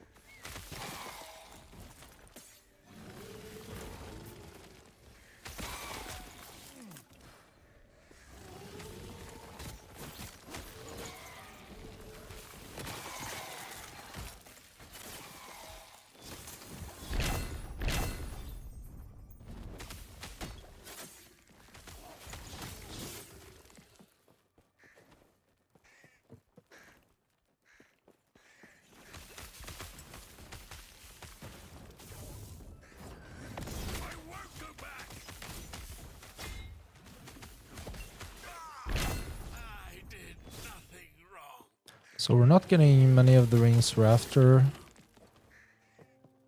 But then again, there's not that many affixes we're after, so... We need the added health and health regen affix. That's our top priority. And then also... strength is also high on the list.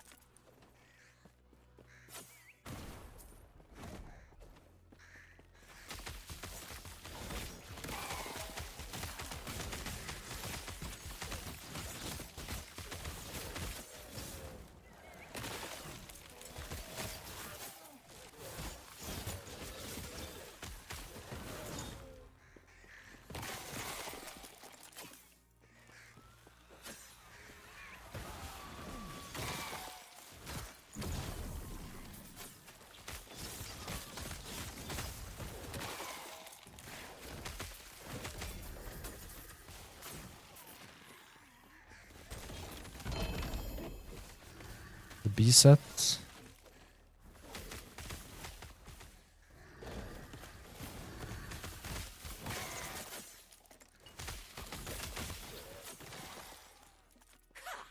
Your threat has been spun. My work is incomplete.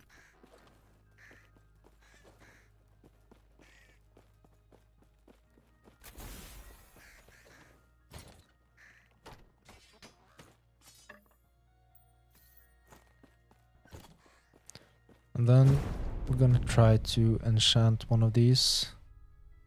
We're gonna go with this one, with the highest increased minion spell damage. And what we're after now is the minion flat spell damage and increased cast speed. But not this time either. And we're not gonna wear them until we get that affix. Because that's... it's not worthwhile wearing them until we get that one.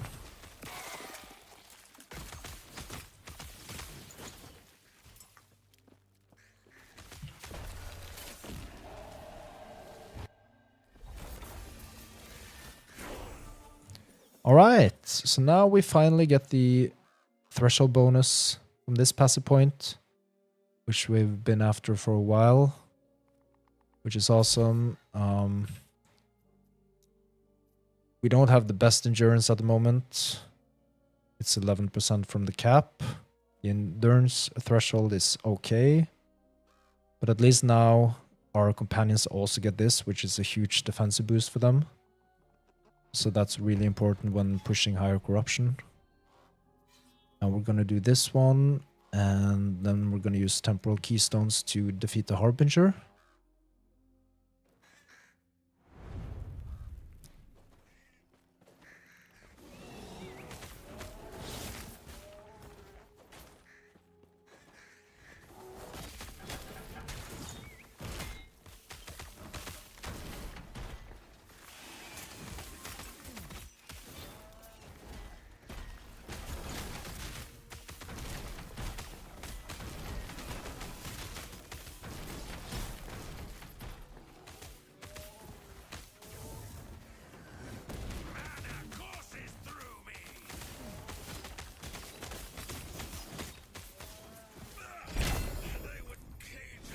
Another axe.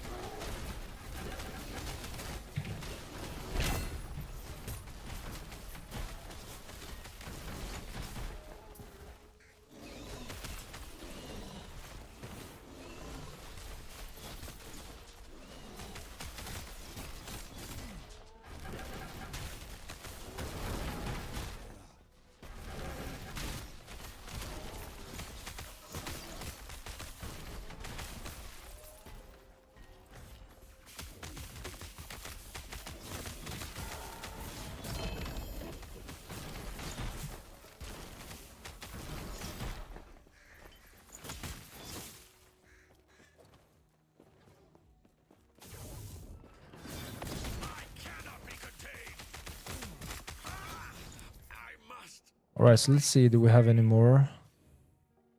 So now it's just the boss we're gonna do here, and then we just have 2 usages for those boss prophecies. So I don't think we'll do those now.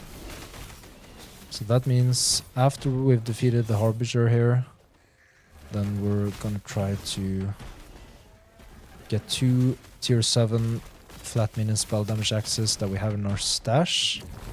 We have 1 already, and then we're gonna craft the next one, try to craft it with the Rune of Havoc. And then we're gonna slam them onto our Cleaver Solution axes. That's the plan.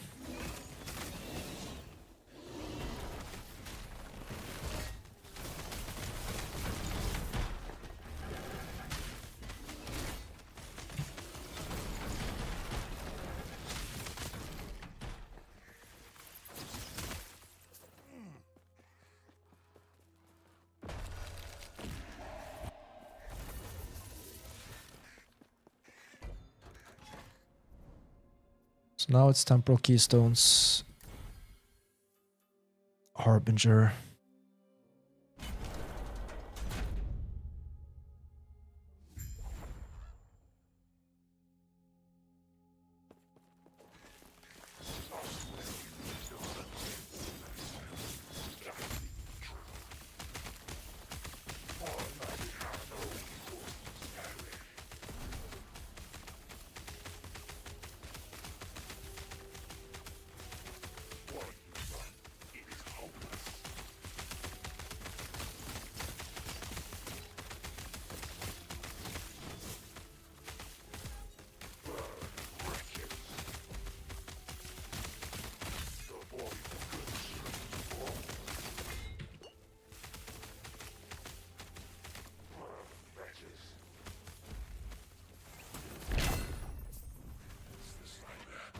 Some more access.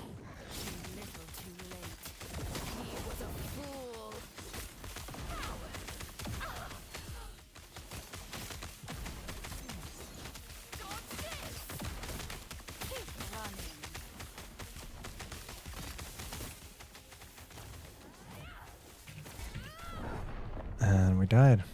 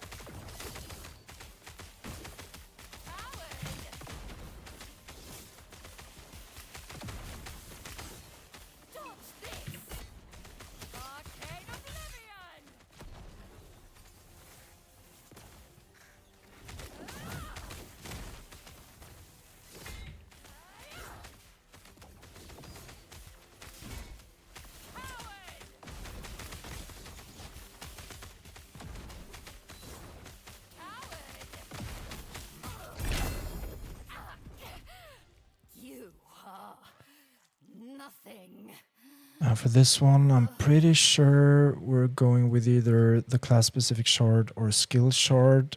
I'm thinking skill shard.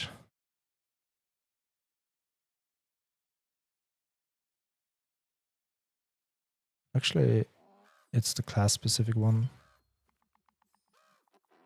It doesn't really matter, does it? Because Yeah, we're going with the class-specific one because we do need the class-specific one on our helmet as well for 2 LP, so that makes sense. With the spell damage for crows affix.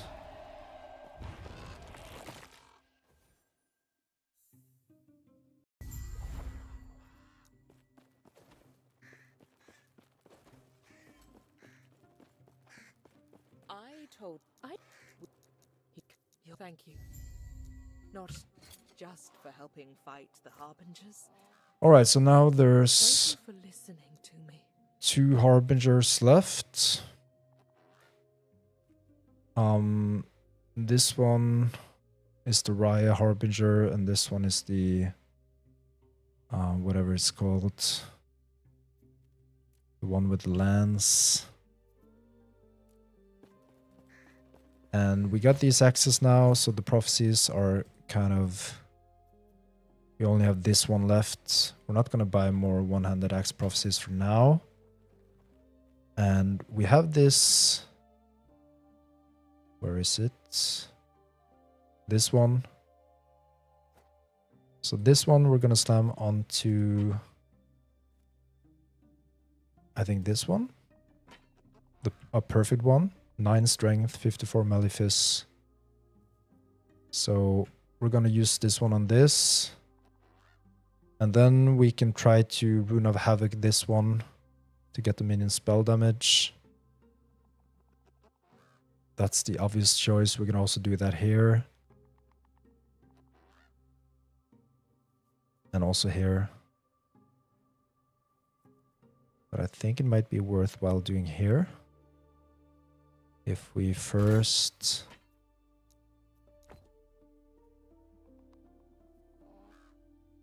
Yeah.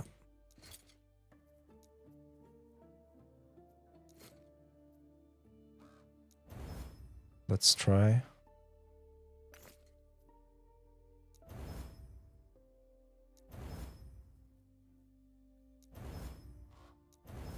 There it is. And I'm not sure if I want to seal this one. Because if we don't get...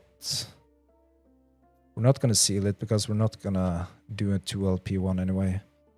Because if we use up all the foraging potential then... And it doesn't have all the affixes, then we cannot use it to slam onto the unique. So now we got 2 perfect rolled minion spell damage affixes, tier 7. So at least now we can craft our perfect LP1 cleaver solutions. These 2. And these will just go into our stash for now. I'll clean the stash up later. So now we're gonna pay Julra a visit.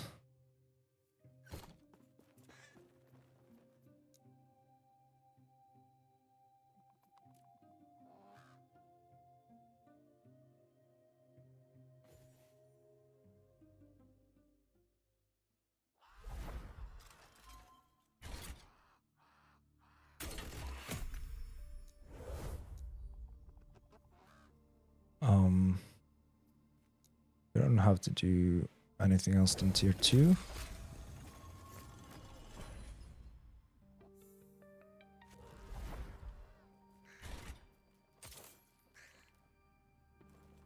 The Epoch!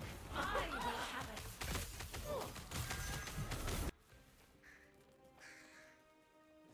Escape!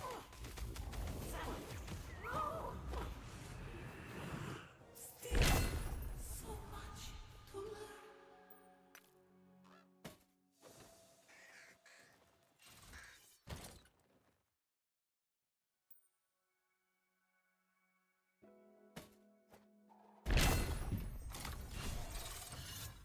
So the first one, guaranteed affix, minion spell damage, tier 7 perfect roll. And this is the one, yeah. So that's good. We get this one. Then we're going back here.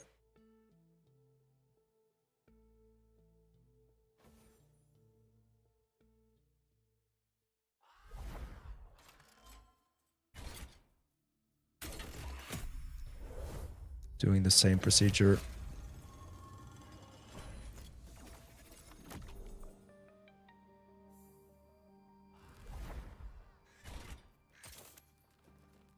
The Epoch, I will have it.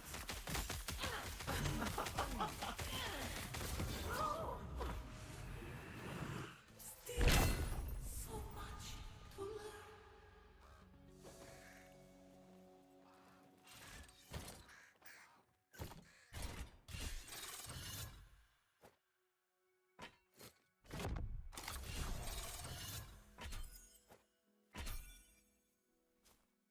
Minion spell damage, tier 7, perfect roll.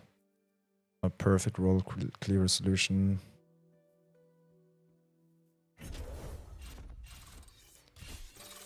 So there we have it. We're gonna dual wield these. Our strength is 61, which means our intelligence will also be 61 with these two axes. You don't need two of them to get that bonus. But if we remove this one, then our intelligence dropped down. Because of this stat, your intelligence is equal to your strength. So why do we use these? Well, for several reasons. First of all, we get 2 skill points to all skill levels, which is awesome, especially for the Storm Crows with all the multiplicative damage from the skill tree. But then also here, we have this Gladiator of Lagon buff that we get whenever we hit an enemy with Tempest Strike, which gives our minions 4 flat spell damage per stack. The duration is 8 seconds, and you can stack it infinitely. So we can get a lot of these stacks, which boosts our minion spell damage a lot. But with this node, if we have at least 50 intelligence, we get double the effect for the Gladiator of Lagon buff. So we get 8 minion spell damage instead of 4, which is a huge upgrade. And finally, we're also going to wear the Vessel of Strife relic to get a portion of our health regen as ward regeneration. And having intelligence will give us ward retention as well, which will just preserve the ward we're getting from the Vessel of Strife relic. So there's a lot of synergies there, and also we get 18 strength now from these 2 axes, which are very good for our build. Strength is arguably the most important stat to spec into, for many reasons. So this is a huge upgrade. It's very awesome. We're probably going to save 1 point for this one, because I have high hopes that this will apply to Ignite when the Fire Crows are converted to fire. I'm going to test that out in the arena, but we're not going to do that now. And I think the other point will possibly go in here for the multiplicative damage buff for our melee hits. We have a 20% chance to get this damage buff that you see here for 10 seconds, and it can actually stack up to 3 times. But it's just every 5 hits that we get that buff, so it's kind of high reward. But we need to put in a lot of melee hits. This one doesn't matter that much. Before we spec'd into this one for damage to shocked enemies, but we're not shocking anymore, so we have to think about that. And also this one is not really relevant. This one we're going to pump 1 damage in here. And I'm thinking we might actually pump even more points in here to boost the damage, the health. But this one is also pretty neat if we can stack a little bit of attunement. We don't have much now, so this is like 64 dodge rating, which is not much. So I think for now we're gonna bump it in here. to give the Spriggan some more health. And for this one, we're just going to juice up the area with 100% so that the Friends and Totem affects a larger area to give minions buffs if they're further away from the totem. So yeah, that's it. So we're going to just do one echo here to test out our new clear resolution axis. I'm not expecting a huge difference right now, because we did have a lot of flat minion damage. Just let's see what we need here. So the last two Harbingers are the... I think we're going to save this one for last, because this one is kind of annoying. I don't like the female Harbingers. Because they're so fast, and yeah, the big ones are easier, I think.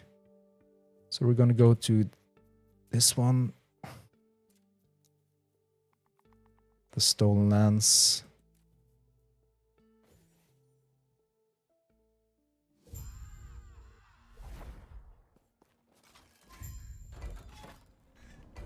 And first we need to do a level 100, corruption 100 echo.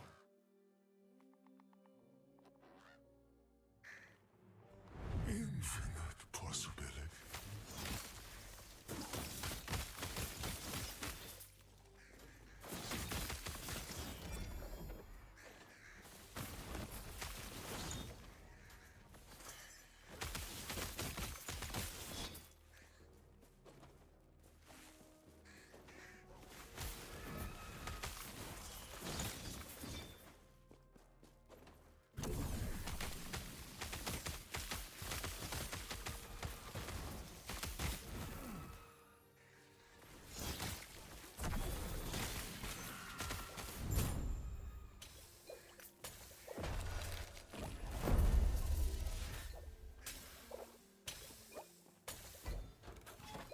And then the Shade of Orbis to boost the corruption up.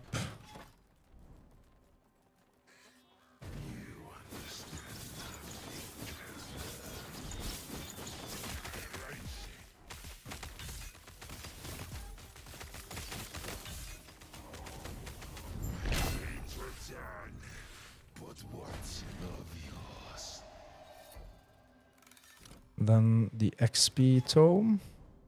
I don't like the glancing blow chance for the enemies though. But it's not the worst you can get. Crit avoidance is the worst for this build.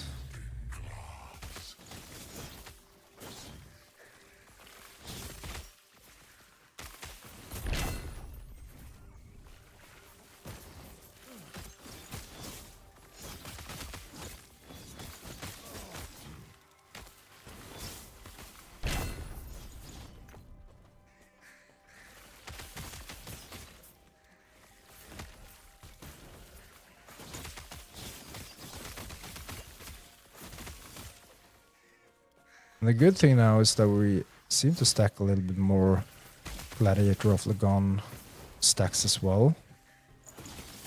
And since they're also doubled, and we do get some more flat minion spell damage that way.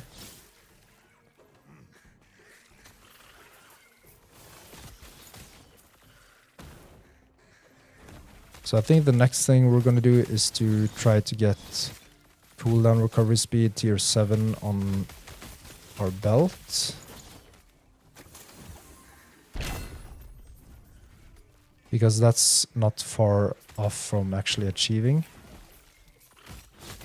And then we're definitely gonna switch our focus to farming the ending the storm timeline to get the unique body armor echo rewards to hopefully get a 1 LP Riot's Embrace, because we do have a perfect tier 7 Stormcrow level affix that we can slam onto there.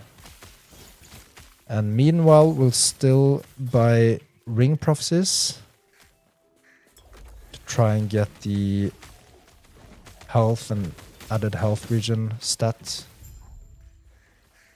onto our phantom grip rings. So that's kind of the plan for now, I think.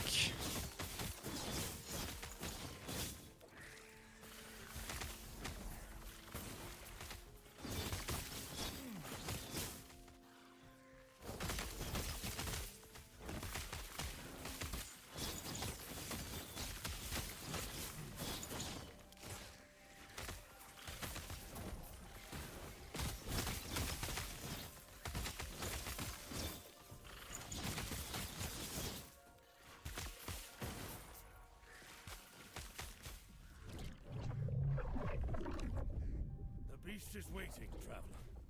We have once again caught the bounty of the hunt. So we're a little bit away from getting this helmet again. 16 horns and around 12,000 ancient bones. But we do want some LP on that helmet. Now we have void resistance. That's not what we're gonna get for the final build.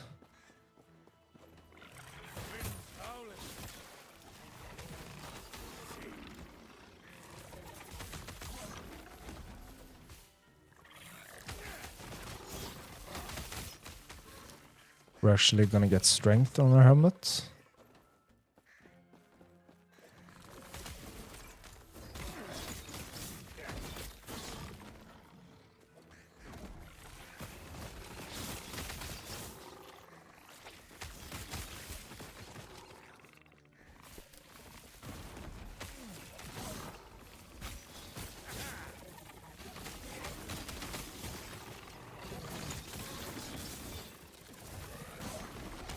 Predator that extends to my fur is standing on end. You must tell me what sort of beast dwell in your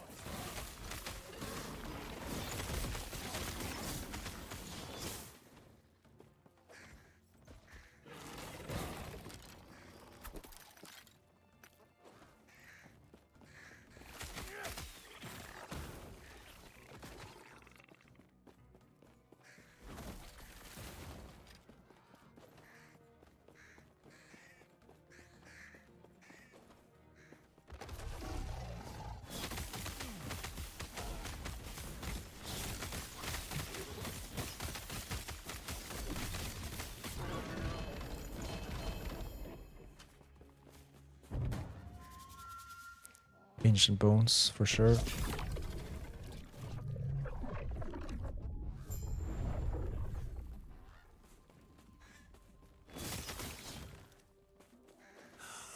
cracks are spreading.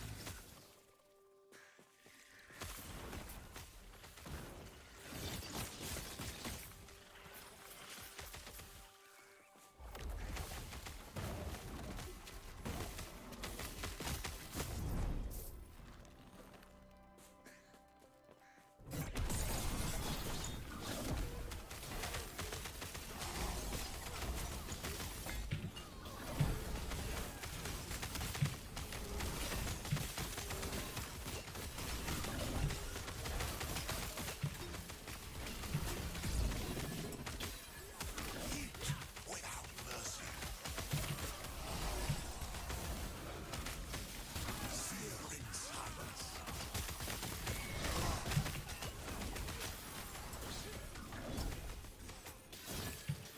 Shadows burn. Black fire.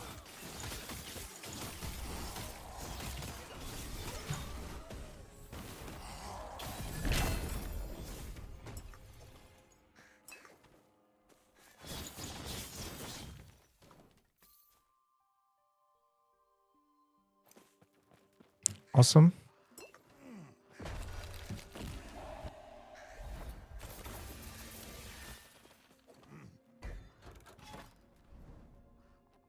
Yeah, so we're going for the Harbinger here. That's all we're doing. But we're gonna pick up these XP tomes. Your echo will break.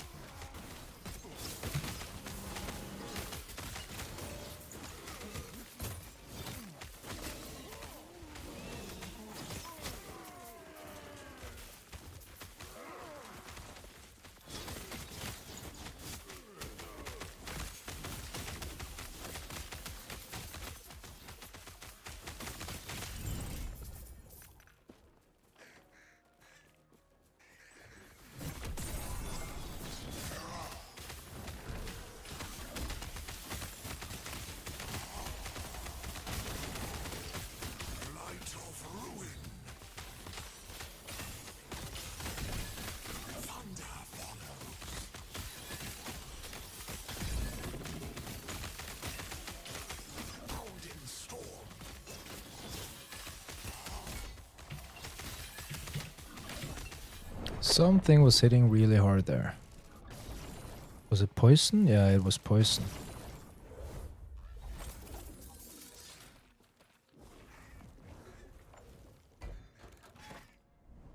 But we got the echo reward.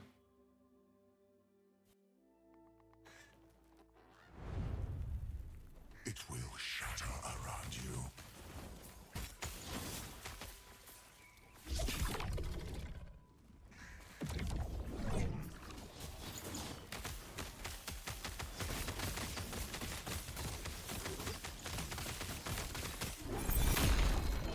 Rune of Havoc. Praetorian Belt. That's what we're after. Unless we can get a 2 LP Brewmaster buckle. Then the Praetorian Belt is what we're after. Your reflection trembles. And I didn't intend to do this one right now.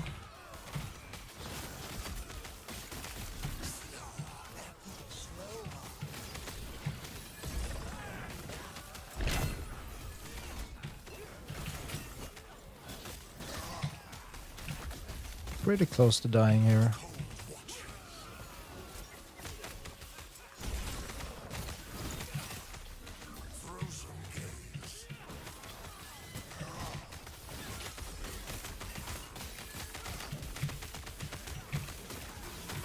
There. I don't know how we stayed alive for that long even. I think we died like 3 times there.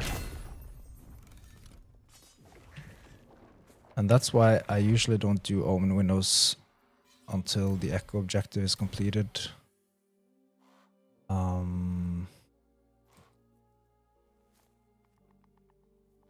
Just gonna do this one.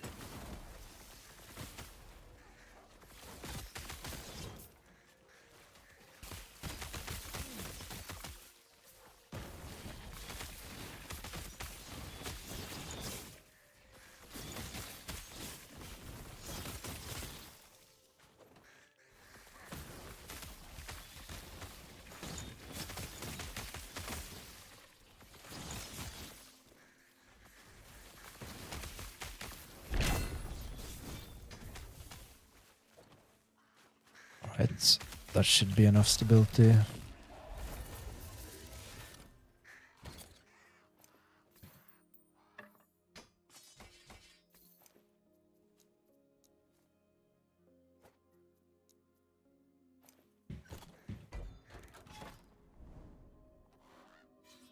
Alright, so we're doing the Harbinger, the second to last Harbinger.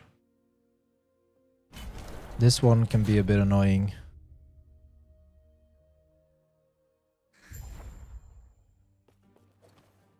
Come for the lance, have you? You won't die trying.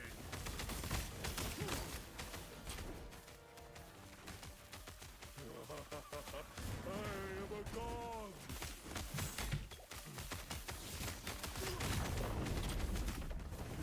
Exhilarating.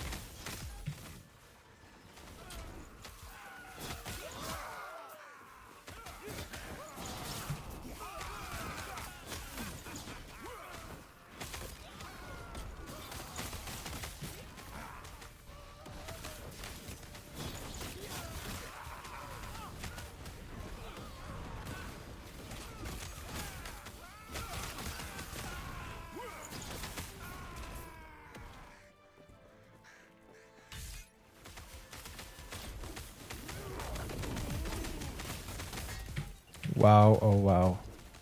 I forgot about that one.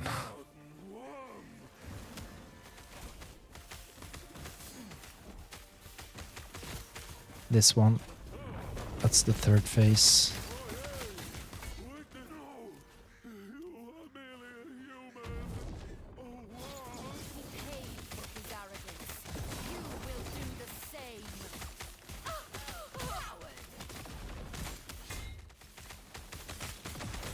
So this one is a little bit annoying with these kind of ballista shooting.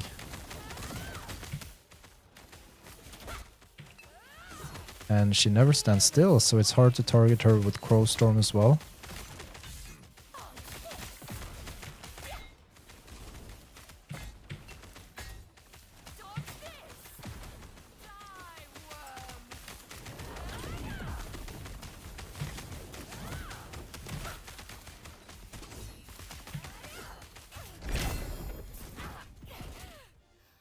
Alright, so now we got one Harbinger left.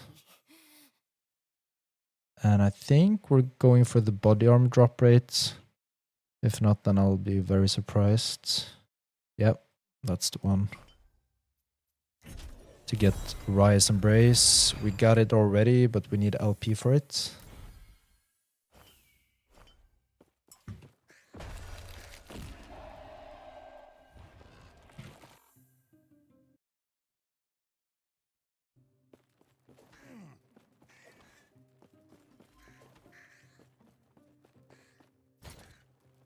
So now we only need to defeat one Harbinger left. One left now. You'll have to wait and see. Kill our last Harbinger, and I'll show you. And let's check our prophecies. We don't have that many ring prophecies. We need to kill giant scorpions, so I think we're gonna go... Because we do need that flat health and health regen to crank up our survivability, and when we get those, then I think we're gonna farm the Vessel of Strife relic to get the ward, and then our survivability is in a much better place, so I think that's worthwhile prioritizing at the moment, because damage-wise we're doing okay. It's not like wow, but that's kind of not a major concern at the moment. Just want to buff the survivability a little bit more.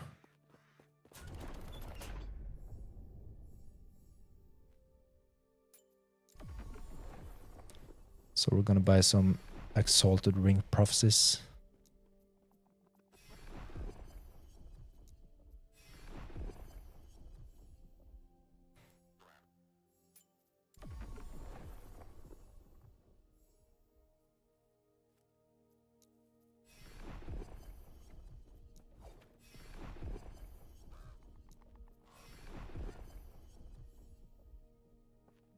This one is great.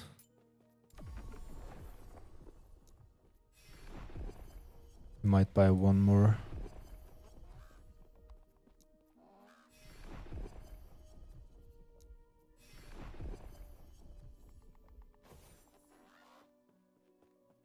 Yeah, so I think we're gonna save for this one. And right now we're gonna do the final Harbinger. And that's the Raya timeline.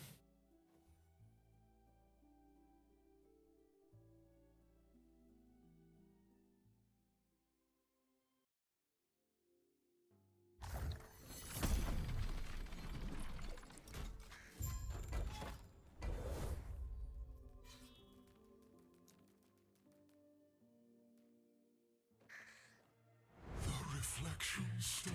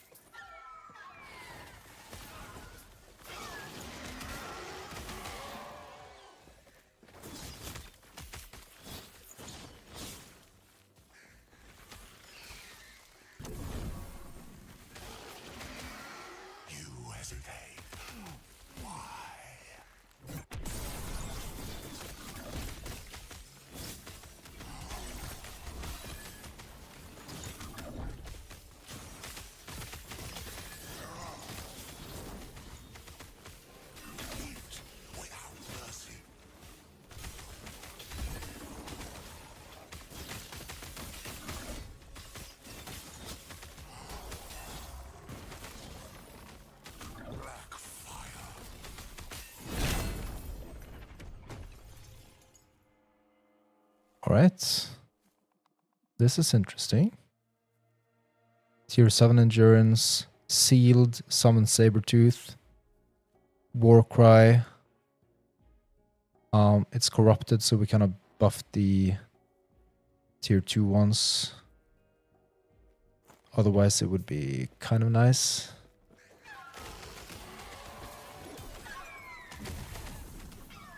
And we haven't completed it yet.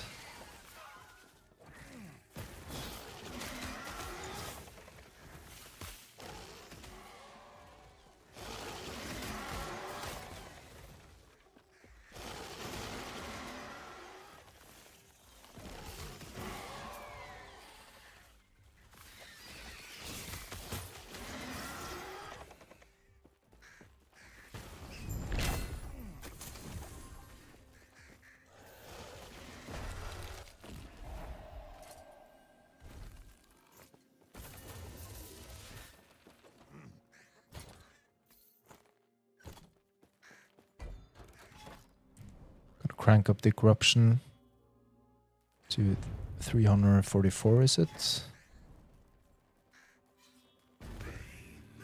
An eternity of pain.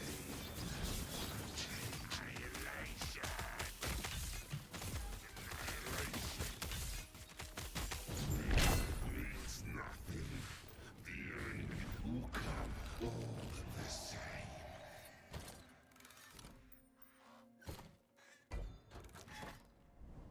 Awesome. We're gonna do these 3 XP tomes. And then temporal keystones to get to the Harbinger. That's the final one. And I'm not sure if we're gonna do Abroth yet. The silence wakes. I do want to kind of make some adjustments before we get there, I think. Can you explain why fire and not lightning? Yes, I can explain that. It's just because it's cool.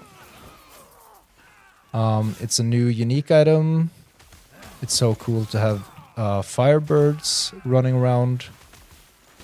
Turkey lasers shooting everywhere. Fried Kentucky chicken. But you can just as well play the lightning version here.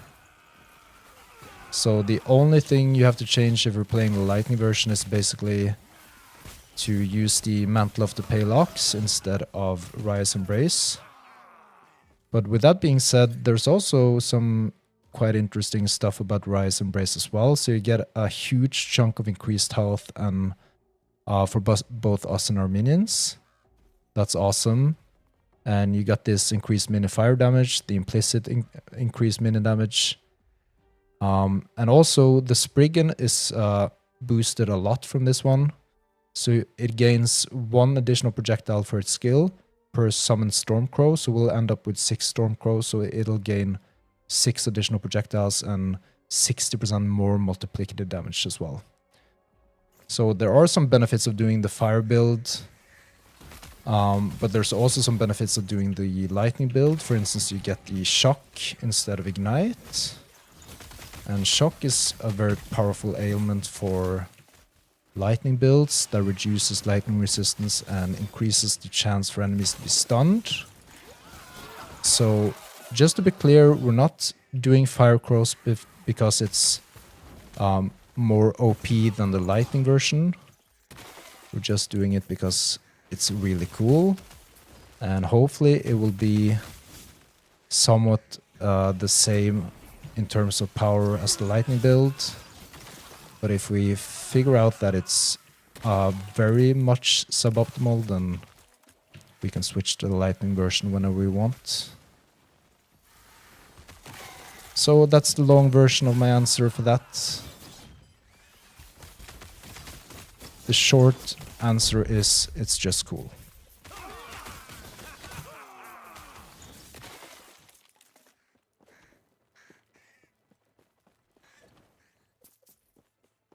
Yeah, and I really like the animations for the Fire Cross as well. I was so happy when I saw the animations they made for it. And it really looks like they're shooting laser beams, right?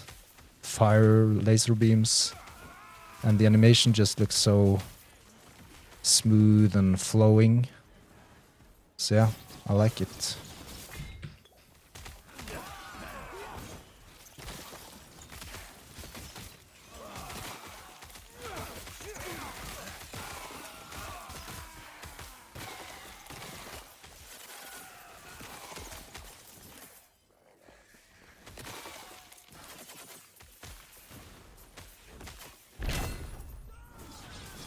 You're very welcome.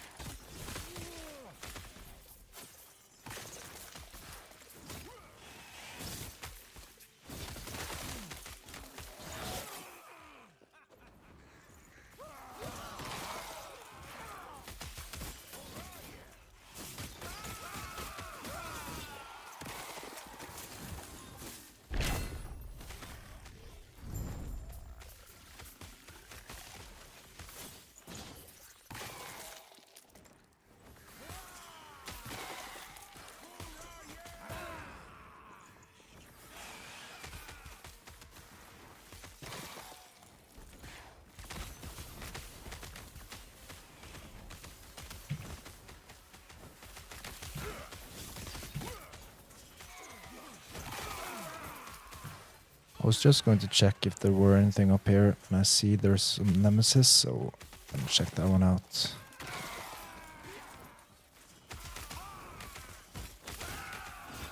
Just gotta be careful with the two champions lurking up there.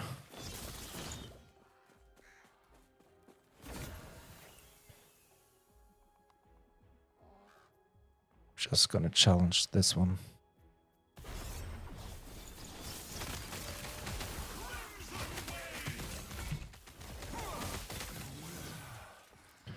And let's do the champions.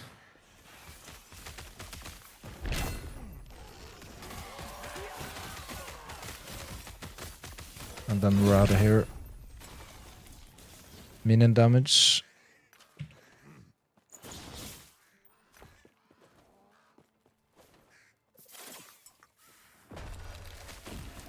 And I think soon we might even switch our Weaver tree to not go for XP farming, but go for rune farming. And I actually have a video coming up about that. I think it's tomorrow or the day after, on how to kind of spec into your Weaver tree to choose up rune farming and where to farm them.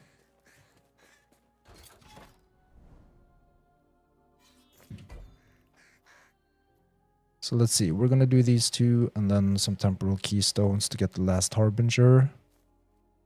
And I think we're going for the Void Resistance Blessing from Riot. Yes, we are.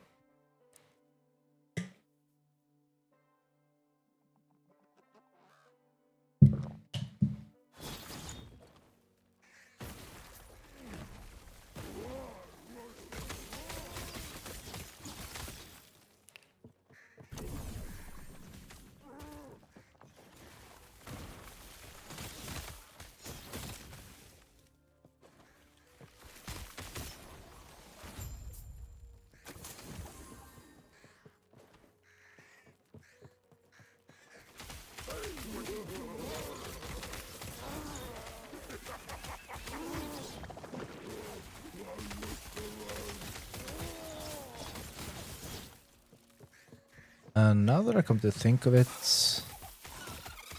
we haven't even specced into the imprint slots. And now stuff is dropping here. What did we just get?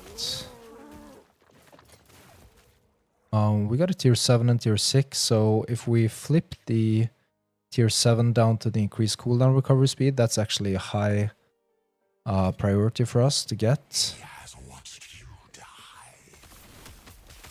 To reduce the cooldown speed of Stormcrow and summon Frenzy Totem.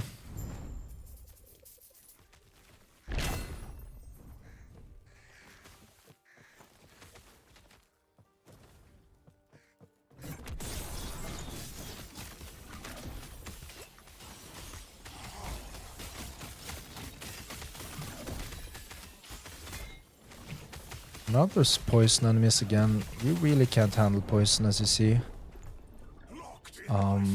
We do need some source of cleansing, which is also a priority to get on our belt. So we want cleanse instead of throwing damage here. Obviously we cannot get it now because we have 0 foraging potential, but that's the plan for our belt. And for the aspirational build planner, we will corrupt the boots to get cleanse and evade. So whenever we evade, we will cleanse all ailments. But for now, we need cleanse and potion use, which would have removed all the poison stacks from us and made us survive there.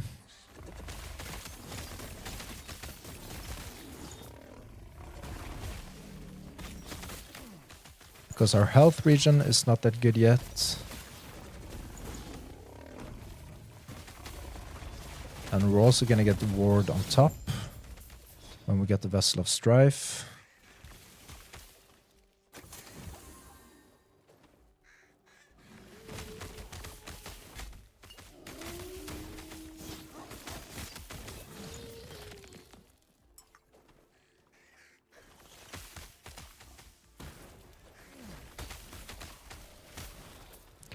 And are we going the wrong way?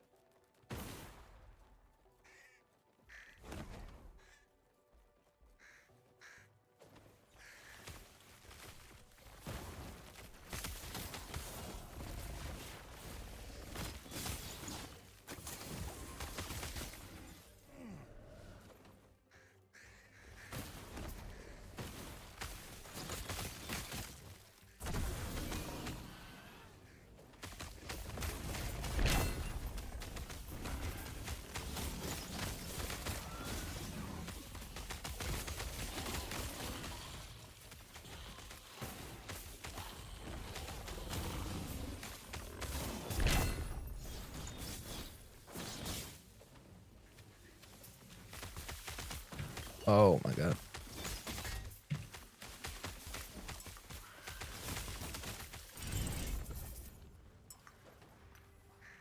Now we're just gonna crank up the bonus ability for XP tomes.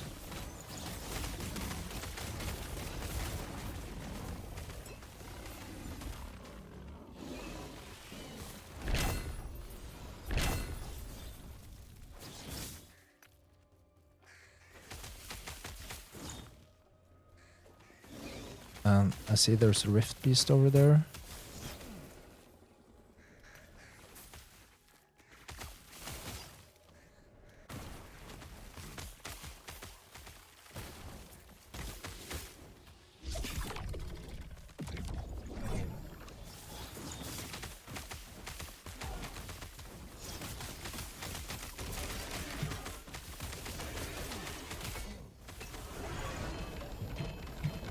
That was a close call.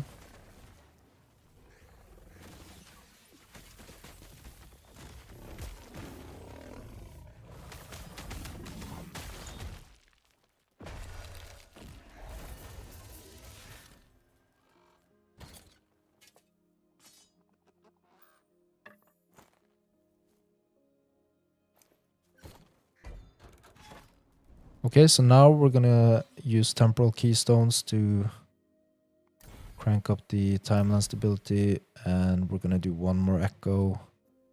Gonna try to get some idols. Definitely this one, not chance to slow. That's one of the worst stats to get on your echoes.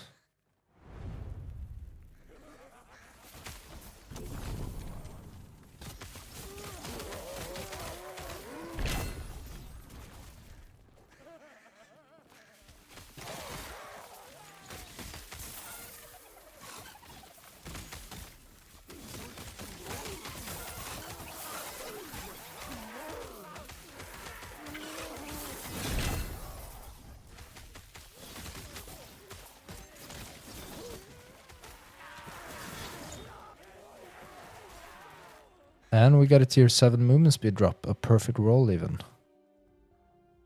That's nice.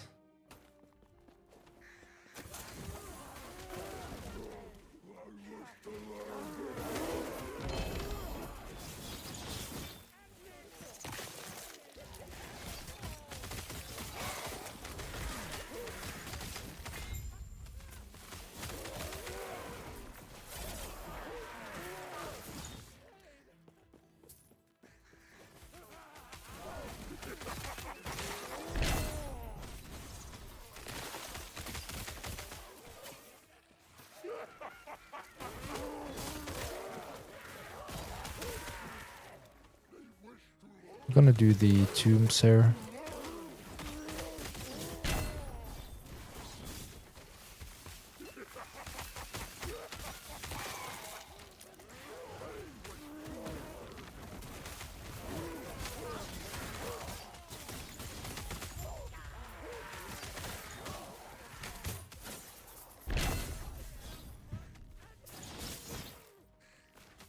Three LP Draughts release dagger. That's cool.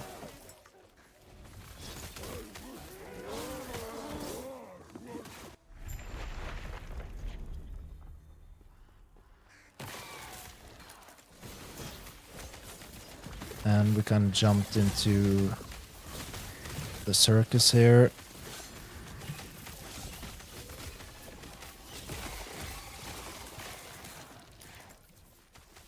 There's actually one more here.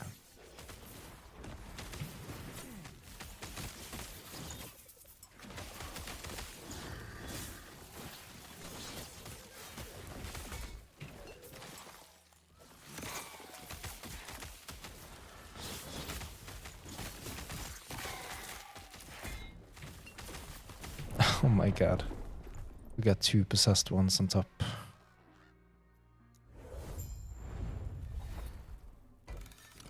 And we didn't get the echo reward. That was my bad.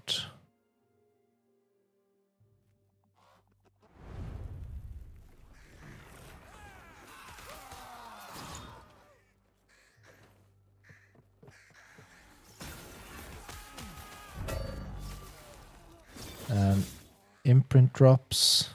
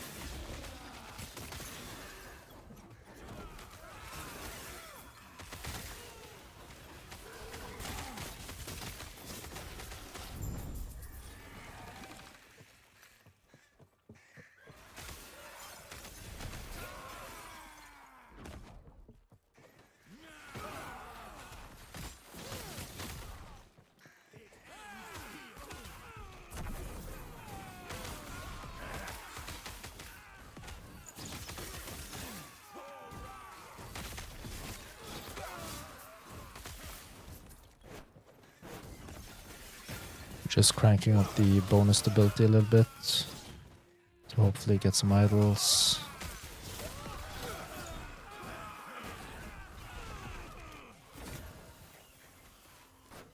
And we're just gonna empower that one.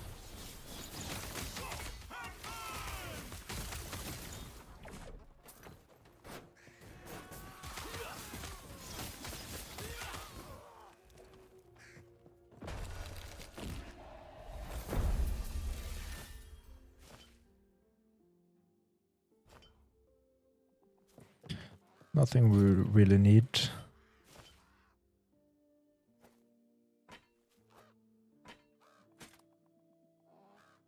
This one we need though.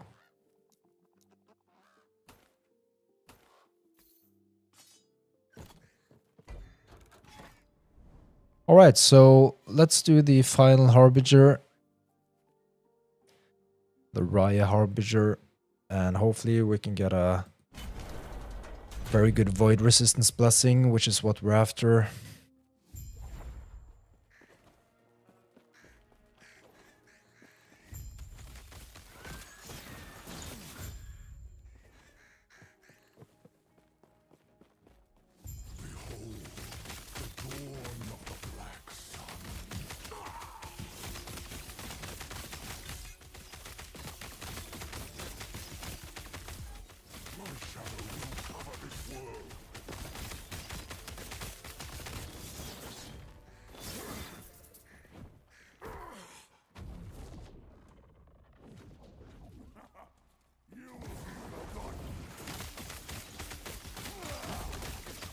I don't really like having him over there.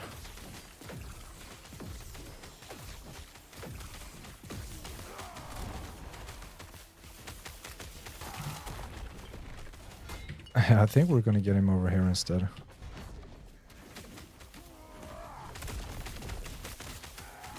And I hate that one.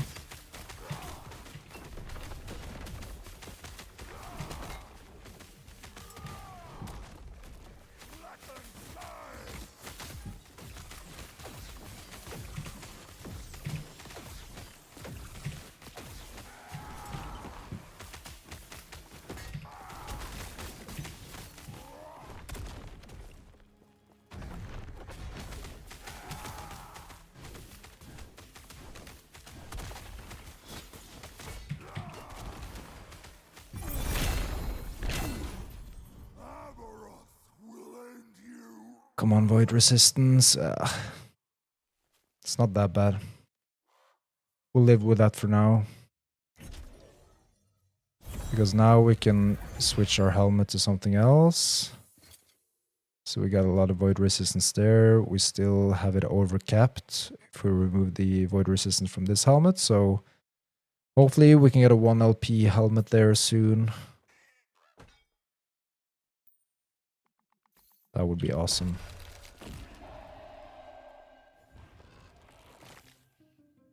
So that's the Harbingers down. Then it's only Aberoth left. We're not going to do him today. This is it. Thank you.